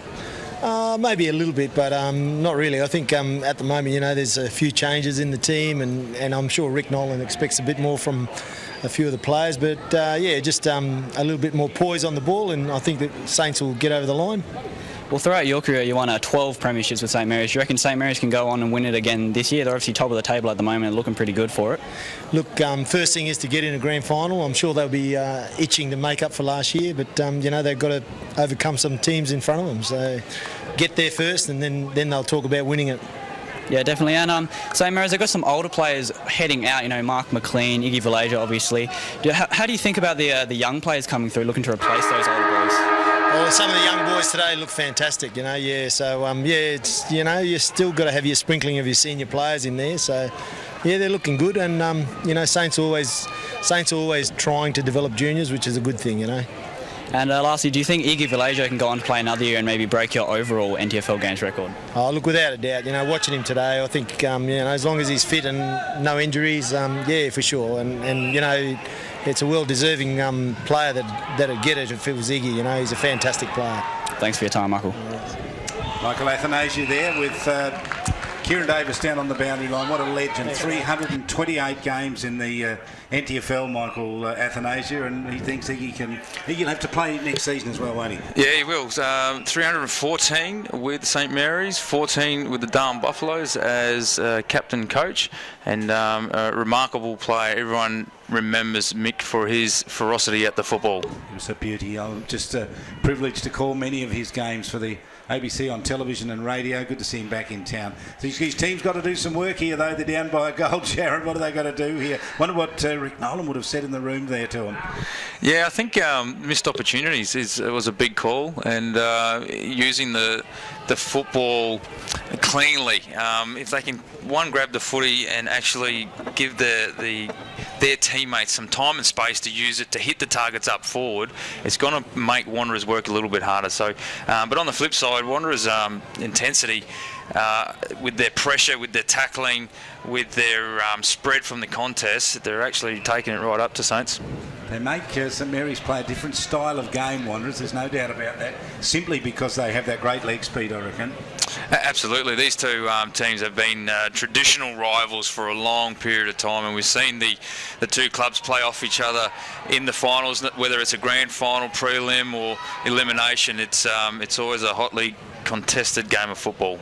Shannon Motlop doing the work here to get his team going, but Daniel Motlop was away to it at that other end of the ground, Shannon Rioli rather, but Daniel Motlop just cut it off, ran it out, and they won the free kick. The Eagles through Owen Henry across half-back. Tries to get it out towards the wing. Here's Thomas Motlop. Handball over the top towards Simon Bates. Work to be done in front of him. Gets to the footy now. Got the handball away. VV in front position. They got to him. Just about took it off him. Marius Clark putting some pressure on. Handball on to Mark McLean, who lost it. Comes out here and the free kick's paid out of it. It's definitely going to go to McLean. Gets the defensive free kick for Saints. They'll know they've got to do it this quarter. You can't just wait. That was a good punch from the back there by Daniel Motlop on McFarlane. It's just a gentle little tap at the footy, wasn't it? Oh, at least they can smile about it and get on with business. It's good. So Lewis front position, got it down to Bath, and he was tackled without the footy. The crowd says, umpire says it's okay. Labastida gave it off to Mark McLean. Kicks downfield, bouncing ball for Cameron Island. He couldn't knock the ball back in play. He had Shannon Rioli there, couldn't get it to him. Eagles shut it down. They worked together there. Daniel Wheatra, and some help down there as well by Jordan Jeffrey. Bit of a different role for Cam Islet by the look of things, starting up forward. So they find it difficult to get avenues to goal, so trying to throw a few more options up forward. Lewis with the footy for Saints. VV on the mark outside 50. Kick is deep. They want these big forwards to work for them. Saints, it gets down there. Good punch at the back by the Eagles. Knocked it clear. Wanderers doing pretty well back there. Ball gets to ground. Gathered in by Saints. High and up and under. Kick's going to miss everything and out of bounds on the full. Yeah, that was Thompson there on the left foot. Again, he had a little bit more time to straighten up and make a better decision and execute the skill, but out of bounds on the full. Wanderers to bring it back in. Just in that first half of the season, we talk about this up until Christmas time, teams play with gay abandon, don't they? It's all run and all excitement. You come to the business end of the season, you've got to make sure everything is right. So the game gets slowed down a bit, and it's a much tougher game to win than it is before Christmas. Yeah, absolutely. It might seem like that, Charlie. It might look like that from a spectacle, but I can guarantee you, being out there, that it just all comes together like that. You're running 100% of more of the time. Your skills have to be spot on. If you miss the tackle, it usually costs you a goal at some point. So everything's heightened. Yeah. And coaches should know who their best 22 are, and just making sure that they're in the right positions coming into the next 4 or 5 games leading into the finals. Saints kick it out of bounds on the full in front of the scoreboard on that far side of the ground, knocked away over the boundary line. So there's no doubt you compare this game to what we saw before Christmas. I mean, the free-flowing game, you're just not seeing it. I mean, there's emphasis on being responsible for everything that's happening around you. Yeah, absolutely. That's a great way to put it. There's one-on-one battles left, right and centre. There's Thomas Motlop and Justin Van Unen. Justin had to go all the way up forward and down back, and he's having to work hard. Same with Peter McFarlane and Daniel Motlop. So everyone's got a responsibility, and they don't want to let their teammates down. Jack Williams with the kick, and it gets to Daniel Motlop, who's been superb again today. Look at the vision from him. Look at the kick, was a beauty. Put it straight into the hands of Daniel Wheatra from the centre of the ground, pumps it down towards the forward pocket. Stolen in defence though by St Mary's, out towards the wing or half back. Little kick, and look at this, they're on the break here. Big chance now for them. They can run this right down into the forward line, across towards Shannon Rioli at centre half forward. Takes the mark, spears it to the pocket. Oh, probably not the best kick, Shannon. No, and that's the first time we've seen St Mary's get on a fast break, and great vision by Luke Bath to bring the ball into the middle corridor with Shannon Rioli. And I would have liked to see Shannon just to tuck the ball under his arm, take off for 10 metres and actually have a shot at goal. Poor execution on that occasion. Well, that might have been that responsibility factor you're talking about. I mean, he doesn't want to risk doing that, so he wants to give it off to a teammate who he thinks in a better position, but he wasn't able to do that. So Wanderers, this is suiting them pretty well. Here's Jordan Jeffrey in the back pocket. Shannon Rioli gets to the footy. They dispossess him. He tries to get it off the ground. He can't. McLean goes in, Marky McLean. And players go to ground everywhere there. Sam Christie, the last one to get up with the footy for Wanderers. If it continues along this path, Charlie, we're set for a ripper last quarter. The game coming up after this one is the Southern Districts and Nightcliff. That'll be an interesting game with Will Farrer, 70 goals for the year, up forward, the big high-leaping full forward for Southern Districts. I wonder if he can kick goals tonight. That game's going to be streamed a little later on the ABC app, if you want to listen to it. Here's the ball gathered in out here for St Mary's by John Athanasiou. Kicks forward, gets it right over the top. So Ewing can't get any space to work into. That's McLean there. That's McFarlane there working for it. A little tap there by Daniel Motler was done really, really well. Vivi worked with him as well. Wanderers win the footy and then turn it over. And now it finishes up with Jack Long. Whistle's gone. It's going to be a free kick here. They're getting a little frustrated. Umpire's blowing the whistle. I've got a feeling it's going to be a St Mary's free kick. Yep. Just need to, I think, let that go. There's obviously tempers flaring and caught it in the first half. That discipline will play a role if you can't control yourself. Here's Raf Clark. Spears for Cameron Islet. Got it to him. Inside 50. Good mark. Strong mark. Presented with the body in front. It's always going to be hard to get him off the foot. He's very powerful, isn't he? He is. He's taken a few marks in this game and he got himself to the front position, but there's no easy kicks there. The defender there in number 28, Jordan Jeffrey, made him earn that mark. It wasn't a clean, easy, free mark for him. He had to put his body on the line, but he's in the right spot. He makes the scores level here. He'd be happy to give him the footy. He'll take that responsibility. Gets to 50 and he loads up. It's a good-looking kick. It's got plenty on it. It's a great kick. It's a beauty and he delivers. That might lift his teammates. Cameron Islet delivers, scores level again. Eagles were in front by a goal, but that goal to the Cameron Islet makes it 3-6 apiece. And again, that undisciplined play in the middle of the field. Shane Thorne on the mark, remonstrating with Raf Clark, created that turnover. And I guess a free entry into the forward line, and Cameron Islet in front position takes the mark and kicks the goal. Interesting, isn't it? They've kicked a goal in each quarter. St Mary's, Justin Noonan in the first, Shannon Rioli in the second, now Islet in the third. The potency of the St Mary's forward line on paper is remarkable, and it does not line up to that scoreline. So again, Wanderers' defence is unbelievable. Vivi's tap down was good. Jared Erlinson wins the footy, powers it down towards the forward line. Iggy Valajo there, tackles to the footy. Chance here for Xavier Cabillo. He can't get it. Pack gets around the footy at the 50-metre line and hold it up. So Wanderers are in attack. They took it out of the middle, but Saints' flooding defence held them up.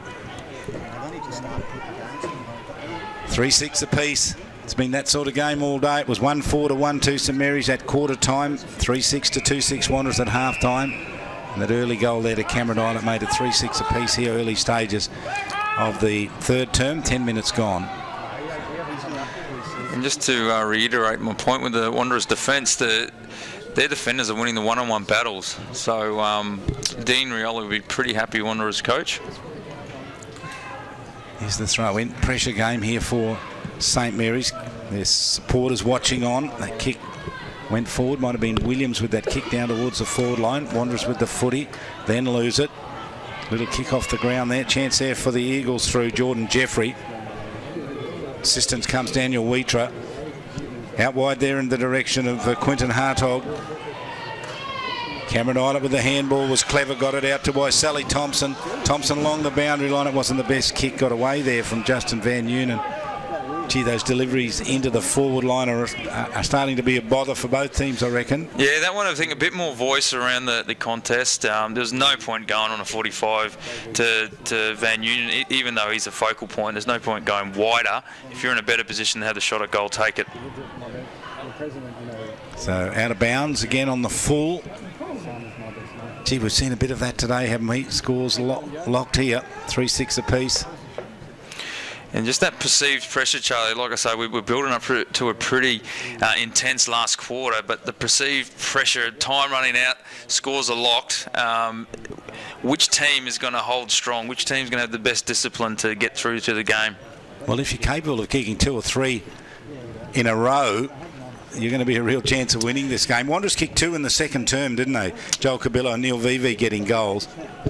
Yeah, I don't think they were quite back-to-back goals in quick spaces of time, but that you might only get one opportunity to do that in this game, the way it's unfolding, and you got to make the most of those. So Eagles win it when the ball hits the ground. Here's Nathan Jacura. No, it's not. Thomas Motlop, rather. And then he goes with the kick up towards the forward line, wanting Shane Thorne. Didn't get it. No chance at all. So the free kick down there for Saints. Yeah, running out of space. A bit too wide on that occasion.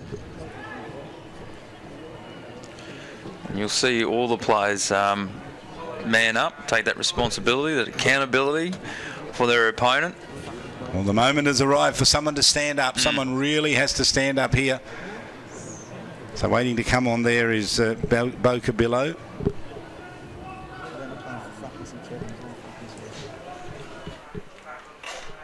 So little kick off the left boot down towards the wing. Got a little too high. At the back, Daniel Motlop got his hands on the footy. It's not a pretty game at the moment. It's pretty tough out there. And the ball held up yet again. Who gets up last with it? Peter McFarlane. He's trying to work his way into this game. He's got that knee problem, that left knee. It's been a problem for him for most of the season. He wants to get himself right for the finals when they come. Joshy Heath caught there after Simon Bates got the ball out for Wanderers. By the ball and up again, so they're just inching the ball around, so no one prepared to take the risk here, you would think. Here's the kick that came out of a muddly old pack, and Shane Thorne takes a pretty good mark. Now he can split it open here for Wanderers if they run. He's going to go right across the field and just got it away from Ben Long. It was a good chance to clean that up. He didn't get it. Wanderers with control of the footy. Spearing kick inside 50. Left on the ground. Gathered in this time for the Eagles by Flight. Goes for goal. And the kick goes out to the left. Minor score. Duncan Seaton, yeah. Wanderers set that scoring opportunity up simply from breaking harder from that stoppage. Shane Thorne got the mark. It was, I guess, a quick kick out of the pack. He took the mark, but the Wanderers' work rate forward created that scoring opportunity. Iggy Vallejo kicked it long, kicked it 60 metres, went searching out there for Clark, Raph Clark. Daniel Motlop, he's so hard to get past back there, cleverly knocks it back, but they've got there St Mary's. If they can get onto this footy, they're a bit of a chance here. They have the extra players inside 50. Little kick is good, got there.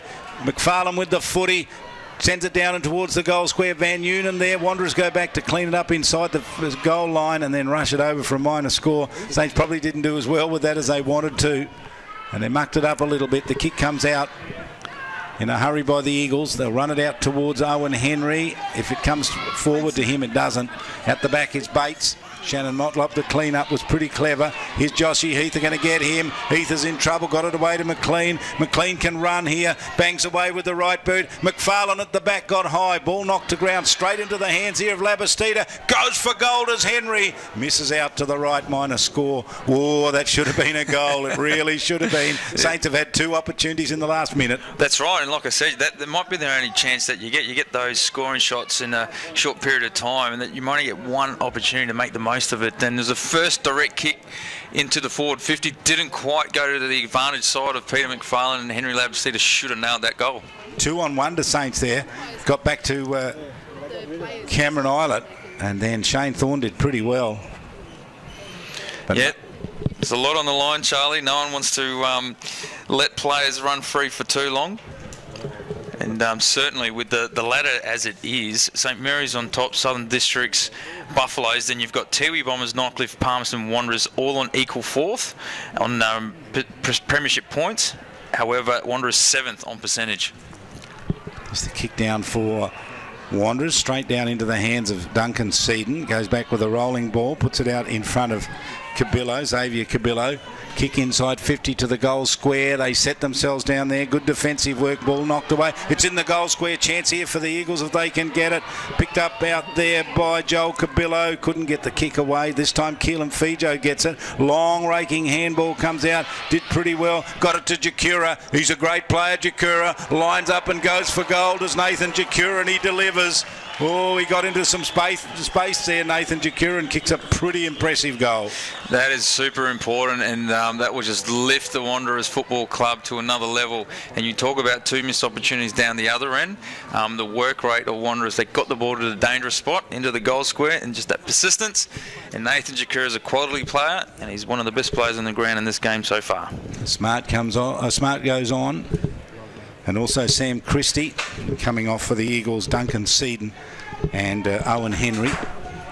So score check here. The Eagles arrest the lead again after Saints were momentarily in front. 4-7 to 3-8. 5 points the difference. Tap out of the middle for St Mary's. Justin Wilson, who's had a dirty day today, hasn't got the footy hardly. Got reported earlier on, which it plays on his mind, you would think. Handball came out. Daniel Motlop working pretty hard. Couldn't get it. Look at the Wanderers players ferocious for the footy. Wilson in there working hard for it. Gets to the ground. In goes Daniel Lewis. Couldn't get it.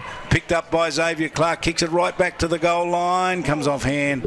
Through for a minor score. They're just swarming in numbers when it comes to defence at the moment, Wanderers. Quick kick out. Daniel Wheatra. Wanderers for VV out on the wing. Get it to him. He juggles the ball and then got it second time. Kick searching out there for Shane Thorne. Finds him with a bouncing ball. Thorne along the boundary line, pursued out there by Jack Long. Kick down towards the centre line or front position down there. For the Eagles was Thomas Flight. Didn't get it. He gets to the footy. Tries to give it out to Joel Cabillo. Shane Thorne gets the footy, gets in space to Shane Thorne. It opens up for him. Thorne goes for goal and kicks it. I reckon he's kicked it 2 in a row to the Eagles. Shane Thorne delivers it. Saints a little loose and they're checking there and they split them open, did the Eagles. Shane Thorne kicks the goal. And Neil Vivi created the run. He just led his opposition player out to space, broke away and created that overlap. So Wanderers really looking dangerous, and if there's any team that can actually pile on the goals in short periods of time, it's the Wanderers Football Club. 5-7 now. The Eagles to St Mary's 3-9. Are we going to see a major upset here? Not a major upset in terms of where they are on the ladder, but a major upset in that there was every expectation that Saints would rise to the occasion for Iggy Vallejo. But they haven't been able to do it. Eagles won't let them get free. Here's the hurried scramble kick out of the middle. Back down towards Labastida. Gets it, does pretty well. Gave the handball across. Linked it up with Jack Williams. Off the left boot he goes. Kicks into the pocket. Darren Ewing, he's hardly had anything to do with it today. It's towards the boundary line and seen safely over. And again, Wanderers will take that for a win, even though it's in the St Mary's forward line. It's out wide. It's not a great position to get a quick kick out of the pack to score the goal. So, yeah, the defence for Wanderers is holding up pretty well. So you'd have to think Saints have got to kick a goal here before three-quarter time. Such a low-scoring game. And Wanderers go in with that almost a couple of goals break. It'll make it very difficult to peg it back. Seen over the boundary line? Yeah, absolutely. I guess you're looking at the teams on sheet, Charlie, on the paper. You'd say St Mary's should win this quite comfortably. However, the endeavour, the intensity, the tackling, the pressure has certainly been in Wanderers' favour. And can they sustain it? There's a kick by Luke Bath. He's kicked it out of bounds. They've seen a bit of that. Why does the ball finish up along the boundary line so much, Jared? What is that about in these sort of tight matches? When you're trying to find every bit of space, Charlie, to get an advantage on your opponent, you tend to use the width of the field, and it's just simply both teams trying to get an advantage on each other. So, kicked by Wanderers out wide, rolls away for a boundary line throw in. So this is a real tough match. 21 minutes now ticked past in his third term. Eagles have kicked a couple in this quarter. Shane Thorne and Nathan Jakura answered the goal kick by Cameron Island that put Saints in front. That's Wanderers going here close to three-quarter time, 5-7 to 3-9. Here's the kick. Front position down there, Cameron Islet. Couldn't get free. Eagles can't get the ball away. Justin Wilson dives at the footy and reaches out. Now he's gone in looking for it. He comes away with it this time. And he kicks it. Cameron Islet a chance here. Oh, they went into each other. Two St Mary's players collided down there. Push out by Justin Wilson, ball over the boundary line. Another chance there for Saints, really, with that high ball. They had players underneath it. I think there was a collision amongst a couple there. Yeah, Islet and McFarlane, but certainly Wanderers were in the front position on that occasion. So, yeah, again, everyone's just throwing their body on the line, not giving anything away. 21 minutes gone and a bit. Nearly 22. Tap down, good close game it is. Good tackle there, held up. Xavier Cabillo working hard in defence. Yeah, Wilson has just thrown himself into the last contest there, so trying to get his hands on the football, trying to create some opportunities up forward. Labastida who had a chance in this quarter, kicks it high down towards the 50. Big mark and out directly out in front, but there was a push out. Oh, gee, heartbreak for Peter McFarlane. He took a terrific mark, but there was a push out, and the kick comes out towards Owen Henry, takes it across the defensive 50, kicks it to Thomas Motlop on the run. Eagles can split him open here from half back, kicks it down towards VV. Oh, great mark down there, Ben Long. Oh, he's played a terrific game today, Ben Long. He's read that beautifully. He left his opponent, he saw the Neil VV running into space, and he took the mark out in front. Jack Long out towards Luke Bath. Waited for an eternity to pick it up. And then comes back into the centre. Wants Lewis. Finds him with the kick right in the square, right in the circle in the middle, where he's done most of his work today, Daniel Lewis for Saints. He's invited to play on now. Erlinson stands on the mark. Driving kick. All Wanderers back here in defence. Ball hits the ground. Smothering kick. Where are the Saints forwards down there? No one really working for them. Here's Owen Henry with the footy. Runs it out. Goes wide to Thomas Motlop. Motlop with a chance to split him open again. On the wing he goes. Owen Henry on the run. Owen Henry off the left boot. Kicks it out of bounds on the full. What's happening up in that St Mary's forward line? Well, the game plan for Wanderers at the moment, they've got two spare defenders just filling up space, so that's certainly working well for them up forward and restricting St Mary's to have any scoring shots. The byproduct of that is not having any options up forward when they get that fast break, and we saw Thomas Motlop have to chip it. Unfortunately, Owen Henry on that occasion had to try and squeeze a left foot kick to keep possession, but the defence that's all they have to do. They just have to stop St Mary's kicking goals and they'll win this game. So Daniel Motlop with the two-handed punch. He stood behind Peter McFarlane and punched it over the boundary line. He's played a very disciplined and intelligent game here as Daniel Motlop. Here's the throw in at the 24-minute mark. Lewis with the tap down, went looking for it himself, didn't get it. Jakura tried to get it. Saints come away with it. Bouncing kick to Wilson. Wilson's done well. Kicked around his body. He's in front position here. McFarlane takes the mark. He's got Shannon Rioli if he can get it to him. He didn't go to him. He's gone for Ewing. Ewing front position, knocked it back, left it on the ground, kicks it off the ground, kicks the goal. Opportunist goal by Darren Ewing. McFarlane and Ewing worked together to somehow construct a miracle goal. It wasn't pretty, Charlie, and a bit of luck on his side as well, but the ball just gets tumbled into the forward line. I think Daniel Motlop went to ground, and he'd be filthy about doing that, but Peter McFarlane took the footy, played on quickly. Darren Ewing, and he had an attempt in the first half, didn't quite come off. On that occasion it did. 4-9 to 5-7. 4 points the difference here. And they've just put themselves in a position here to really fight out this last quarter, St Mary's, after they looked as though they might be in some trouble. It's not all over for them yet, though, I can tell you, because if Wanderers can get a centre clearance here, they're not going to. Saints come away with the clearance. Here's a chance here for Shannon Rioli. Tapped it over the top. Xavier Clark. Oh, he fumbled. He only needed to grab that. He would have got it over to Van Uden down there. And he just fumbled. Ref Clark. Little kick comes out. and straight to Nathan Jacura. Saints have had 3 real big opportunities to score goals in this quarter and didn't get any of them. And that, like I say, Charlie, those little ones, those just fumbles, those, I guess, missed handballs, they cost you in the end. And if St Mary's lose this game, they'll go back through the tape and they'll have a look at all those sort of missed opportunities that only were millimetres in it. Luke Barth, they need a mark here, and they've got it. That might be the last kick of the quarter, I reckon, because we've gone 26 minutes in a low-scoring match. Have they lost the siren? What's happened? But ball in the hands here of Daniel Lewis. It could be the last kick of the third quarter. So Lewis with the footy. If he can kick this, he is going to be the hero of Saints. It's going to take a good one. Vivi stands on the mark. He's got a stuttering run. He gets hold of it. He kicks and he leaves it to the near side and gets a minor score. Another opportunity gone missing for Saints. I expect this ball to go straight down the middle. 26, nearly 27. Well, it's gone to 27 minutes now. 5-7 to 4-9. 4 points the difference. It was 6 points Wanderers at half-time. Jordan Jeffrey in good position, knocks it down. Clark, Marius and Xavier. Up to Marius again, knocks it out wide. Free kick to Saints here, to Wanderers here. Not sure what that was all about. Gee, what a quarter of footy. Every possession, every contested possession just crucial here. Absolutely, Charlie. It's going to be like that for this last quarter. Discipline's going to play a role.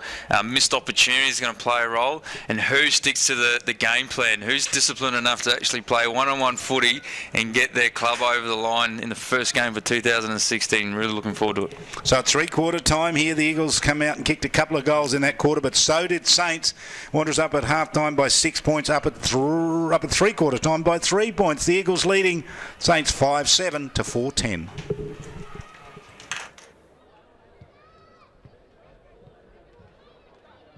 Weather is part of life in the Territory.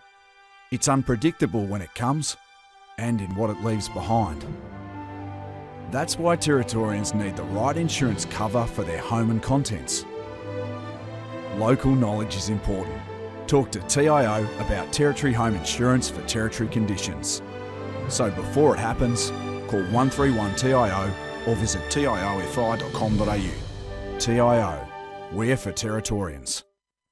Amart Sports is your home of great sports with all the gear you need. Get a massive range of fitness, cycling, sporting equipment and games with clothing for any reason and footwear for all the seasons. From the biggest sporting brands in the world for the very best prices guaranteed. If you're a footy fanatic or a freak for fitness, relish the racket or bikes are your business, Amart Sports has got you covered with 50 stores Australia-wide. For a great range of great brands at great prices, get in store or shop online at Amart Sports today.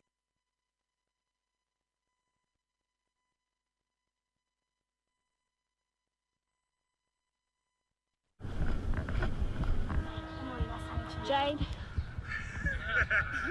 Yeah, Tom. Play on, Matty, straight out.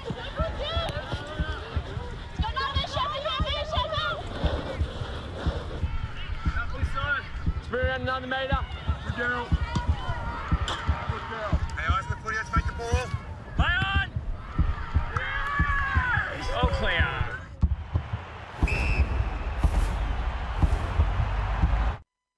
My housemate woke me up to ask where my car was. Turns out we left the front door unlocked and someone helped themselves. Protect yourself against crime. A momentary lapse is all it takes, even if you are home. It's pure chance and quicker to steal keys than to hotwire a car. People make it easy and leave keys, bags and wallets laying around with unlocked doors. Don't be the one to get caught out. A community announcement by TIO, Crime Stoppers and the National Motor Vehicle Theft Reduction Council.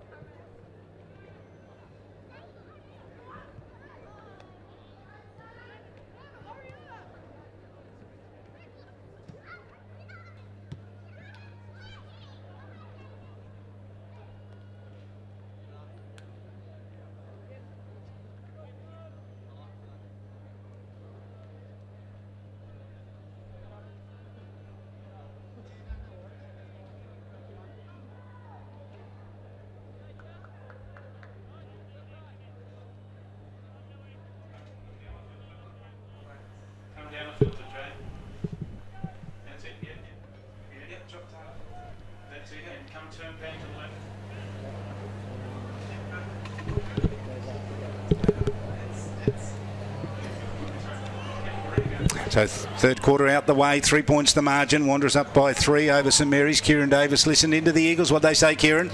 Well, Dean really had two main messages. The first one was they have to kick the first goal. Because if they kick the first goal, that's going to be a lot of pressure on St Mary's. His second point was he knows they're tired, St Mary's are tired. They need to win every 50-50 ball they can. When the ball's there to be won, they need to win it, and that's going to be the key to victory. All right, good on you, Kieran. Thanks for that. Saints have it up on their half-back line. Kick out towards the wing. Cameron Eilert presents and gets it in front of Nook Mansell. Takes the mark on his chest. He's on the run. I can tell you he's running down there. Ben Long decided not to go to him. Short to Joshy Heath has the mark. He can go out wide if he wants in the direction of John Athanasiou. He didn't. He went in a little closer and delivered it off to Luke Barth, who got busy in that third term. Had a couple of chances too, then puts it up high. Got a little too close to the man on the mark, I reckon, but the kick was okay. Went to ground. Eagles on the handball, and the clean-up was pretty good. Look at them run, the Eagles. Out of defence, Braden McLean amongst them. Into the middle they go. Gets to Shane Thorne. Shane Thorne links it through Braden McLean out towards the wing. Wanderers now can push forward. That's a good kick. And in front, Ben Long did very, very well. Won the footy, went short with it. They can come right across the field of play. They don't. They're going to go the other way out to Iggy Vallejo. Man of the moment takes it. 315 games for Saints. They've all been beauties. He wants this one to be a good one. He wants his teammates to record him. They pick it up at the bootlaces out there. That was Marius Clark inside 50. Long shot to the top of the goal square. Long shot for goal. It's gone all the way. Saints deliver. Big goal. Very big goal and very lucky bounce on that occasion. The Wanderers' defence did the right thing, played in front, but the ball just bounced over his head.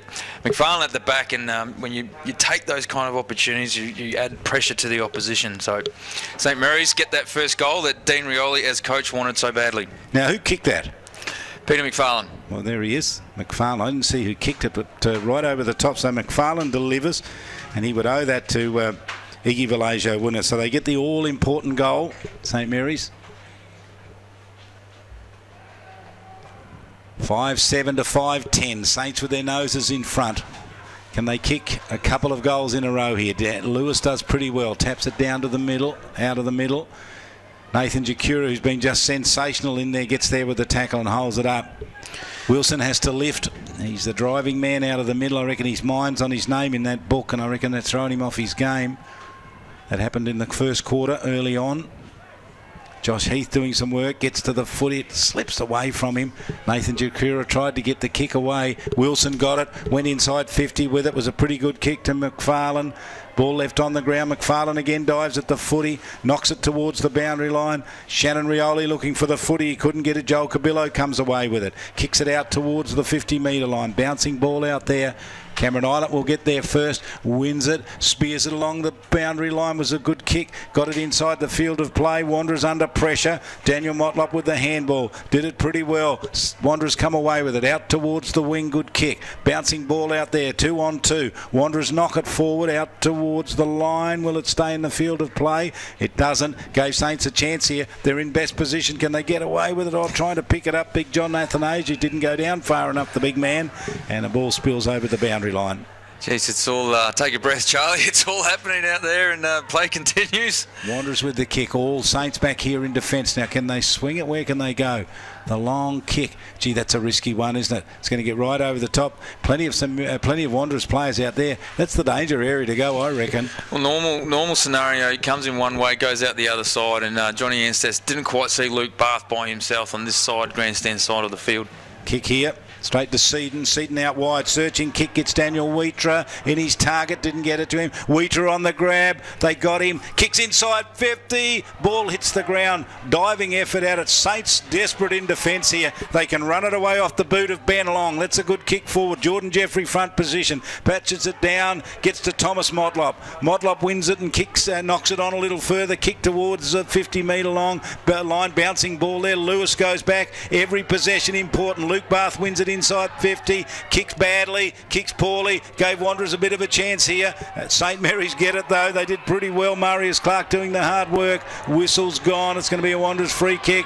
Neil Vivi gets it. I think that was called for a throw, Charlie. The umpire caught on the wrong side on that occasion, but geez, the intensity level has just gone up a notch again. VB to Thomas Motlop, spears along for Shane Thorne, went right over the top, stayed in the field of play. The busy Ben Long gets it. He's done very well. Ben Long goes to the back pocket with it. Wilson could go with a handball over the top. He didn't. Now he goes with the high kick, and that's poor work. He should have given the handball, really, Wilson. He's not on his game today. He grabbed that ball. He should have went straight over the top with the handballs. Easy to say from here, of course, but he's kicked it out of bounds on the full. I think you called it early, Charlie. I think the report has thrown him off his normal ferocious kind of in and under game, and he's just rattled him a little bit. But he certainly, St Mary's were out on that side, and he just needed to make sure that kick or handball hit the target, and they were away. So Wanderers here with the high kick. They're going to set it up in the danger area. And Shane Thorne with it. Hurried kick came out. Thomas Motlop's going to get there first. This will get to him, and he runs hard at it. Gets it at 50. Curls it around his body. That is a big kick right to the line. Good defensive work. They knock it through. Saints. And Wanderers bring it back to 2 points, the difference. Iggy Vallejo. Short. Measures nicely. Gives it to Jack Long. Long going where? I'm not sure. Out of bounds on the full. Gee, that's a bad kick again. Yep, too long on that occasion. Just can't work this out. It's the pressure, isn't it? Perceived pressure and all those things we talk about. Yeah, it is. And Saints have to be super careful with the football, because if they give Wanderers some space with a silly turnover or a bad handball, they will make them pay. Well, McFarlane kicked a lucky goal for them, but Thomas Motlop is 60 metres out from goal. He can put it in the danger area. It's an ugly-looking kick. VV a chance here at the back. Wanderers get the front position. Iggy Vallejo's done terrifically well. Gave it to Shannon Rioli. Pumps it out wide to McFarlane on the run. Can't get to it. It's out in front of him. McFarlane goes looking for him. Cleverly done. Daniel Motlop tapped it around his body and put it in the direction of McLean. Baden McLean did very well. Gave the handball off to his teammate. Quentin Hartog goes across the field and gives it off to Jakura, who kicks up forward, and a strong mark taken there by the Eagles. Thomas Flight. He's done a couple of special things, Charlie. He hasn't quite finished off his work with shots on goal, but he looks lively and true to his name. He can actually jump a fair bit and take flight when going for the marks. It's a good name, Thomas Flight. From directly out in front, is going to kick from about 53 metres. Runs in. Can he get some purchase on the footy? Yes, he can. He's given it plenty, but it's not going to be online. And the push out, and it's no push out, says the umpire. Wilson was just absolutely pushed out of the contest. Umpire said no, and he's played the mark to Thorne. Yeah, unfortunately, that was because of his leg, Charlie. There was no hands involved in that. But, yeah, Thorne, he just pops up when he needs to. And if he can kick this goal for his team, Wanderers fans will be right up and about. He kicked one in the third. Shane Thorne is going to go short and punches it in. Well, you can't understand why he would do that. Absolutely makes no sense. No and then way. he goes and has a shot. And then he goes under pressure and has a shot. And then just snaps away a goal from nowhere and kicks it. As though he says, sorry about that, I'll have to do it myself, and kicks the goal. Super goal from Shane Thorne. That's what I mean. You just can't work things out sometimes, Charlie. And he had every right to have that set shot at goal, try to create something and be a little bit cheeky. But like I say, most players like to actually kick the ball around the corner, have that snap, that just that instance of a brain snap, and he got the goal. So they're back out in front now, Eagles, 6-8 to 5-10. To adjust that score there. There it is, 6-8 to 5-10. VV, Cameron Islet, trying to do it all by himself. Handball back, but Wanderers at ground level. Absolutely love a game like this. And Saints are looking just a little flustered at the moment. Kick off the ground. And this man, I'll tell you what, if it wasn't for him back there, Wanderers would have half a dozen more goals, I reckon, in this game. They've won this one, though. High kick down and towards the goal line. Anstess with some work to do. Knocked it to ground. Did pretty well. Anstess wins it. With Iggy Valasia, they've done very well here, Saints. Kick it out wide. Terrific kick. Straight out in the direction there of Justin Van Nuenen. He mucked it up. He should have taken a mark. He didn't. And some pressure put on by Xavier Cabillo. Here's Owen Henry with the kick, sends it back from where it came, but the mark taken back there in defence. Cleverly done, Jack Long. Yeah, they set that wall up pretty well. St Mary's again finding it hard to get out of the defensive 50, and Zakura just read that ball extremely well and created the turnover. So Saints, just making so many errors here at the moment, and the game's there to be won by them. Here's Josh Heath, handball out wide to Cameron Island. Cameron cool under pressure. Goes with the kicks, going to drop it badly out in front though of Braden McLean, who was able to get it, and the direction there of Nook Mansell. Mansell over the footy. Some tough footy being played out there. Braden McLean comes away with a good kick. Didn't get it where he wanted to. Thomas Motlop went for it. They took him out of the contest. VV on the clean-up. Look at Wanderers. They've got about 5 players Waves. here. Terrific play by them. Off the boot of Simon Bates down inside 50. Where are the extra St Mary's players? Must be in defence. Comes out through Jack Williams. And he's kicked it straight down to Thomas Motlop under the foot. He dives and takes the mark. They just had waves on that occasion, didn't they, Charlie? Marky McLean just couldn't keep his feet and couldn't tap the ball forward, and Wanderers just came through in waves. So Shannon Motlop runs in on Thomas Motlop ran in on Thomas Motlop there. And Thomas, that was a poor kick by Thomas in the end, wasn't it? Yeah. Couldn't work out where they went out of bounds on the full. Yeah, well, it looks like Wanderers certainly have the legs to carry them through this game. So not sure what their training plan was over the Christmas and New Year break, but whoever they've brought in, they're certainly getting the job done so far. Well, I'll tell you what their plan was. They had a rest in the last game of the in round 11 when they got absolutely thrashed by Southern Districts. So they virtually had the game off, where Saints worked very hard in a big win over Palmerston. 3 weeks off, you reckon? Yeah. Here's the kick off the left boot by Jack Williams. Shannon Rioli picks it up. Thomas Motlop comes at him, goes to ground with the footy. He tries to get it out and he just can't break free, Shannon Rioli. He's battling his way there, and in the end the umpire's going to come in and ball it up because it was a stalemate. Any other team, Shannon Rioli would have been away in that scenario, but just the pressure that the Wanderers are applying and their foot speed has been remarkable. I was reading in the local paper the odds for the premiership, and I think Wanderers were about 10-1. I think I saw it the other day. They're looking a little bit better than a team that's 10-1 at the moment, I can tell you that. Shane Thorne. Now Saints a chance.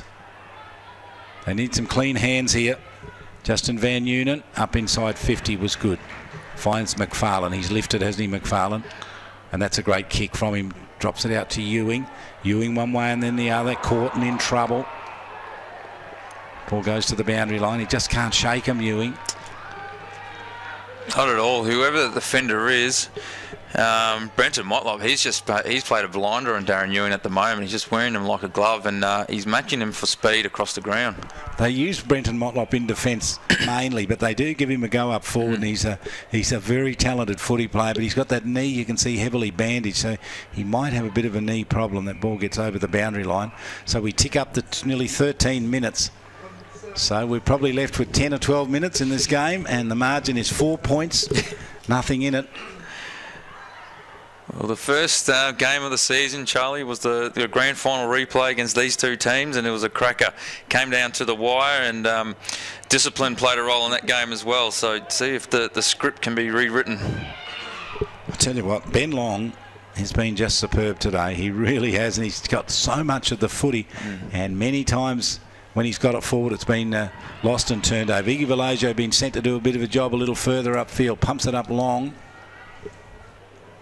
Out there, he wanted Xavier Clark. This time gathered by Marius Clark. And his kick inside 50 wasn't anywhere near good enough, and Daniel Motlop cuts it off. It was a rare occasion that St Mary's outnumbered Wanderers on that occasion, and it showed why with Daniel Motlop able just to float across and take that mark uncontested. Hartog wanted it in the corridor, it didn't go to him. Front position out there, that's a strong mark, isn't it? He's had a cracking of a game. Ben Long, super effort. Big future in front of him, Charlie. My word. He's put a kilo or two on, you'd be right. Come around to my house for dinner. There we are. There's Henry Labastida. Labastida. Now, well, he'll kick inside 50. I was just looking upfield to see who was up there that he could go to, but they were all covered. Wanderers doing all the hard work down there. That's the kick by Justin Wilson to the top of the square. A little rolling kick that's going to go. Touch right on the line. Desperation. That was set for a goal, wasn't it? And touch right on the line. Some defensive work down there. Well done, the Eagles. Last line of defence, and well done. That ball could have skipped forward away from him, but never out of the contest, Charlie. Kick on the 2-on-2. Labastida at the back gets the friendly bounce. Left it behind. Got the second effort pretty good. Marius Clark in trouble and gone, says the umpire. Ferocious tackling. Keelan Fijo wins the free kick for the Eagles. Now they've got a bit of a break here, the Eagles. They've got them running everywhere. They've got them down in the forward line. This kick on the 2-on-1 here. Got right behind the line. It's a bouncing ball. Gave it to Smart. Smart rolls it across the face. He rolls it at goal. Don't tell me he's kicked that goal. Yes, he has. What a miraculous goal. Super goal from Smart. You would think Saints, the gods have turned on them when they really should have got the Wilson goal at the other end. They didn't get it, and Smart kicked the goal from nowhere. He's ran from 90 to 100 metres, Charlie. As soon as the free kick was awarded for holding the footy on the far wing, Justin Smart had the smarts and the engine to push forward, and you could just see it all unfolding. But then to have the skill after running that far to actually dribble the ball through, sensational goal. Big break now for the Eagles. They're out by 9, so the challenge for Saints is to kick 2 goals. They've got probably 8 minutes to do it. They're going to try their best to get this ball out of the middle. Vivi says, no, you're not going to do that, I'll do it. Luke Bath working very hard in there, can't get clear with it. Iggy Vallejo's gone in there, free kick played. It's going to be a Saints free kick. Cameron Island gets it. He wants to play on in a hurry, and he's got no one to go to. Now he's going to try and set it over the top, and that's a super kick. And he finds Clark out there, Raf Clark. And that's a good kick. And nothing Daniel Motlop could do, because McFarlane just led hard at it. And he's capable of kicking this. He gave it off to Shannon Rioli. Shannon Rioli sets sail from a long way back, kicks at goal. I reckon he's got it. No, he hasn't. He's missed it. Wow, that's a big chance there for Saints, and Shannon Rioli misses. Just faded to the right, didn't it, Charlie, on the last occasion? But, yeah, McFarlane was certainly on his limits there, and right option to give to Shannon Rioli. So Thomas Motlop went short and gave it to Jakura. Wanderers playing smart footy here. They're really playing it well, making Saints come at them if they want it. Short to Brenton Motlop. Gee, what a game he's had. Loads up with that left boot. Kicks it out towards the wing. VV was first to get on the horse and go away. Wins it along the wing, does Neil VV. Punches with the right boot to a vacant half-forward line. Or they got rid of, cleverly done to get rid of John Anstis out of the contest. Shane Thorne with the footy, caught with the handball over the top. High tackle there by the Eagles. Umpire says that's all okay. Ball left on the ground here. Snap kick. And misses out, minor score. Gee, Wanderers, when they go forward, they just got, you said it before, flood of players. Yeah, they're just on their bike, Charlie. They're really pushing up the ground. Once they get it, they're not paying any respect to their opponent. They're backing themselves in to keep the footy and get the space and push it forward over the back.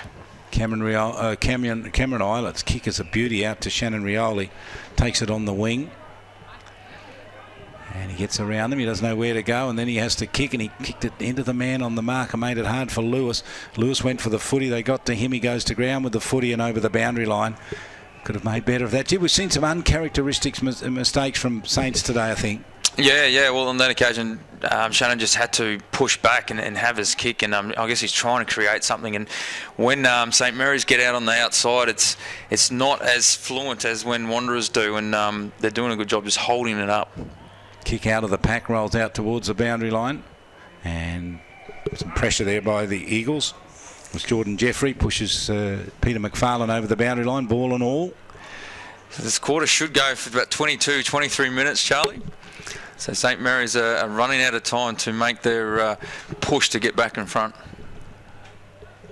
So Daniel Lewis with a big climb from the back. Did pretty well. Out of the pack comes the kick. It's a bouncing ball. Knocked over. And Wanderers equal to the task. Win it and kick out wide, but Cameron Eilert waits for it. Takes the mark out there between the half-back line and the wing, and then drives it to the sweet spot at centre half forward. Wilson with the handball, gave it off to Jack Williams. Williams kicks, lands right in the goal square. Knocked out here for Saints to Williams again, dives at the footy. Can't pick it up, Williams. It's got away from him. Van Unen pushes it out further. Wilson, they got to Wilson. He can't go anywhere. They've held him up, ball and all. And the umpire says he'll ball it up. Do or die footy, just won't give inches away with the Wanderers' defence. On 2 occasions they've wrapped up Justin Wilson, so he couldn't get the shot at goal. But Luke Bath snaps at goal with the left boot from right out in front. Luke Bath, I reckon he's kicked a goal. He has. He's put him in with a sniff, Luke Bath. That was a good goal from him. From nothing comes plenty.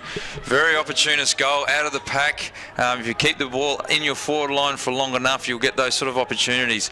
And we see on the far side, Charlie, 2 Wanderers players went down with cramps, or it looks like a bit of an ankle injury for Jordan Jeffrey, and that probably cost him at that contest. Down one player. Yeah, down a couple of players, because another player down there stretching his calves, and it doesn't look too good for Jordan Jeffrey, unfortunately. It looks like he's just going to walk straight off and allow his teammate to come onto the ground, which means his night's over. Yep, so he's gone off on that far side, that's right, and it allows Duncan Seaton to come on. So you just about think next goal's going to win it, because we've ticked past 20 minutes. Lewis to get the tap out of the middle, didn't quite get it. He went looking for it. Iggy Vallejo goes in the middle, bullocks his way through, couldn't get clear. Vivi's done it again. He's done that a couple of times. Drives it up forward. Here's John Anstess charging out, full head of steam. St Mary's at their best. Chips it out wide. Links it up out there through Parnell. Parnell out towards the wing.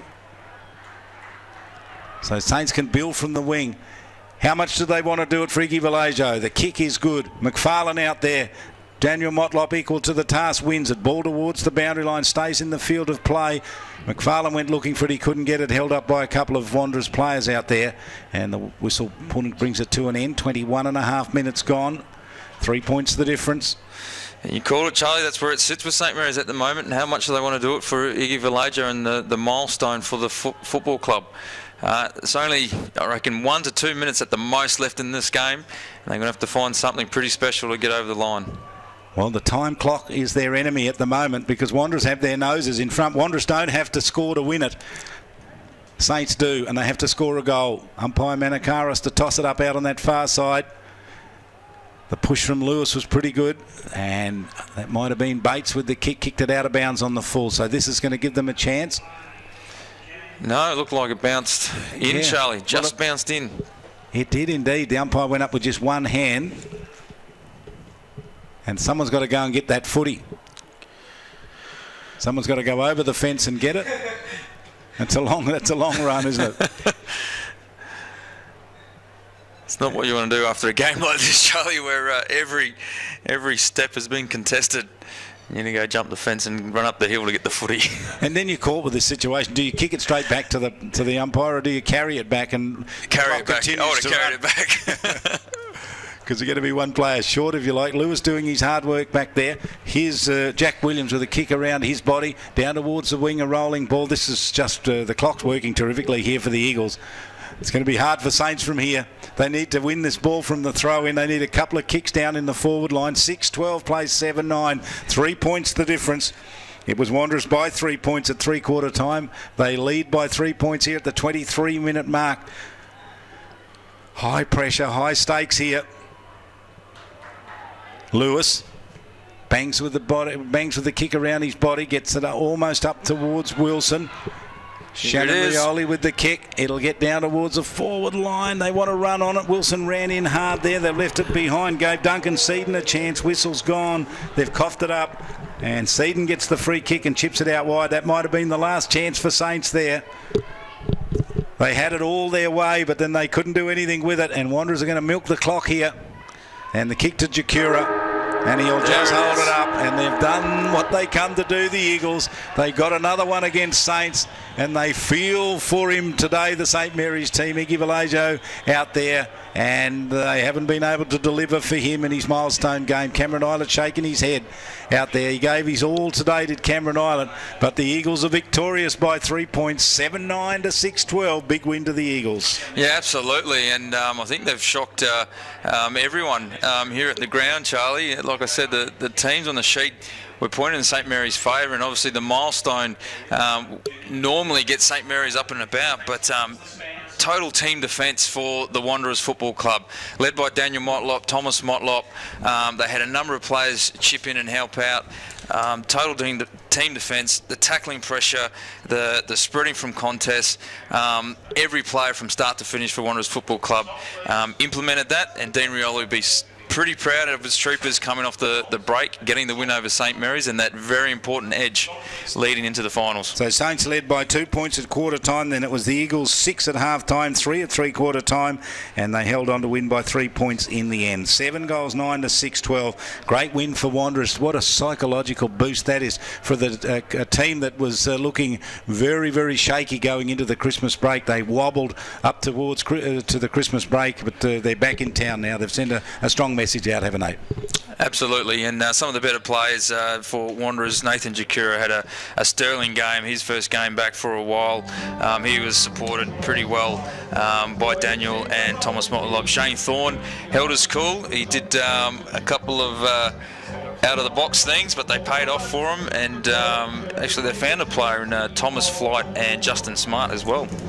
Yeah, Justin Smart was good. What about St Mary's, their better players? St Mary's, well, Ben Long, I think you called it, Charlie. He just chopped off a lot of the forward-line attacks for Wanderers. He was solid in defence.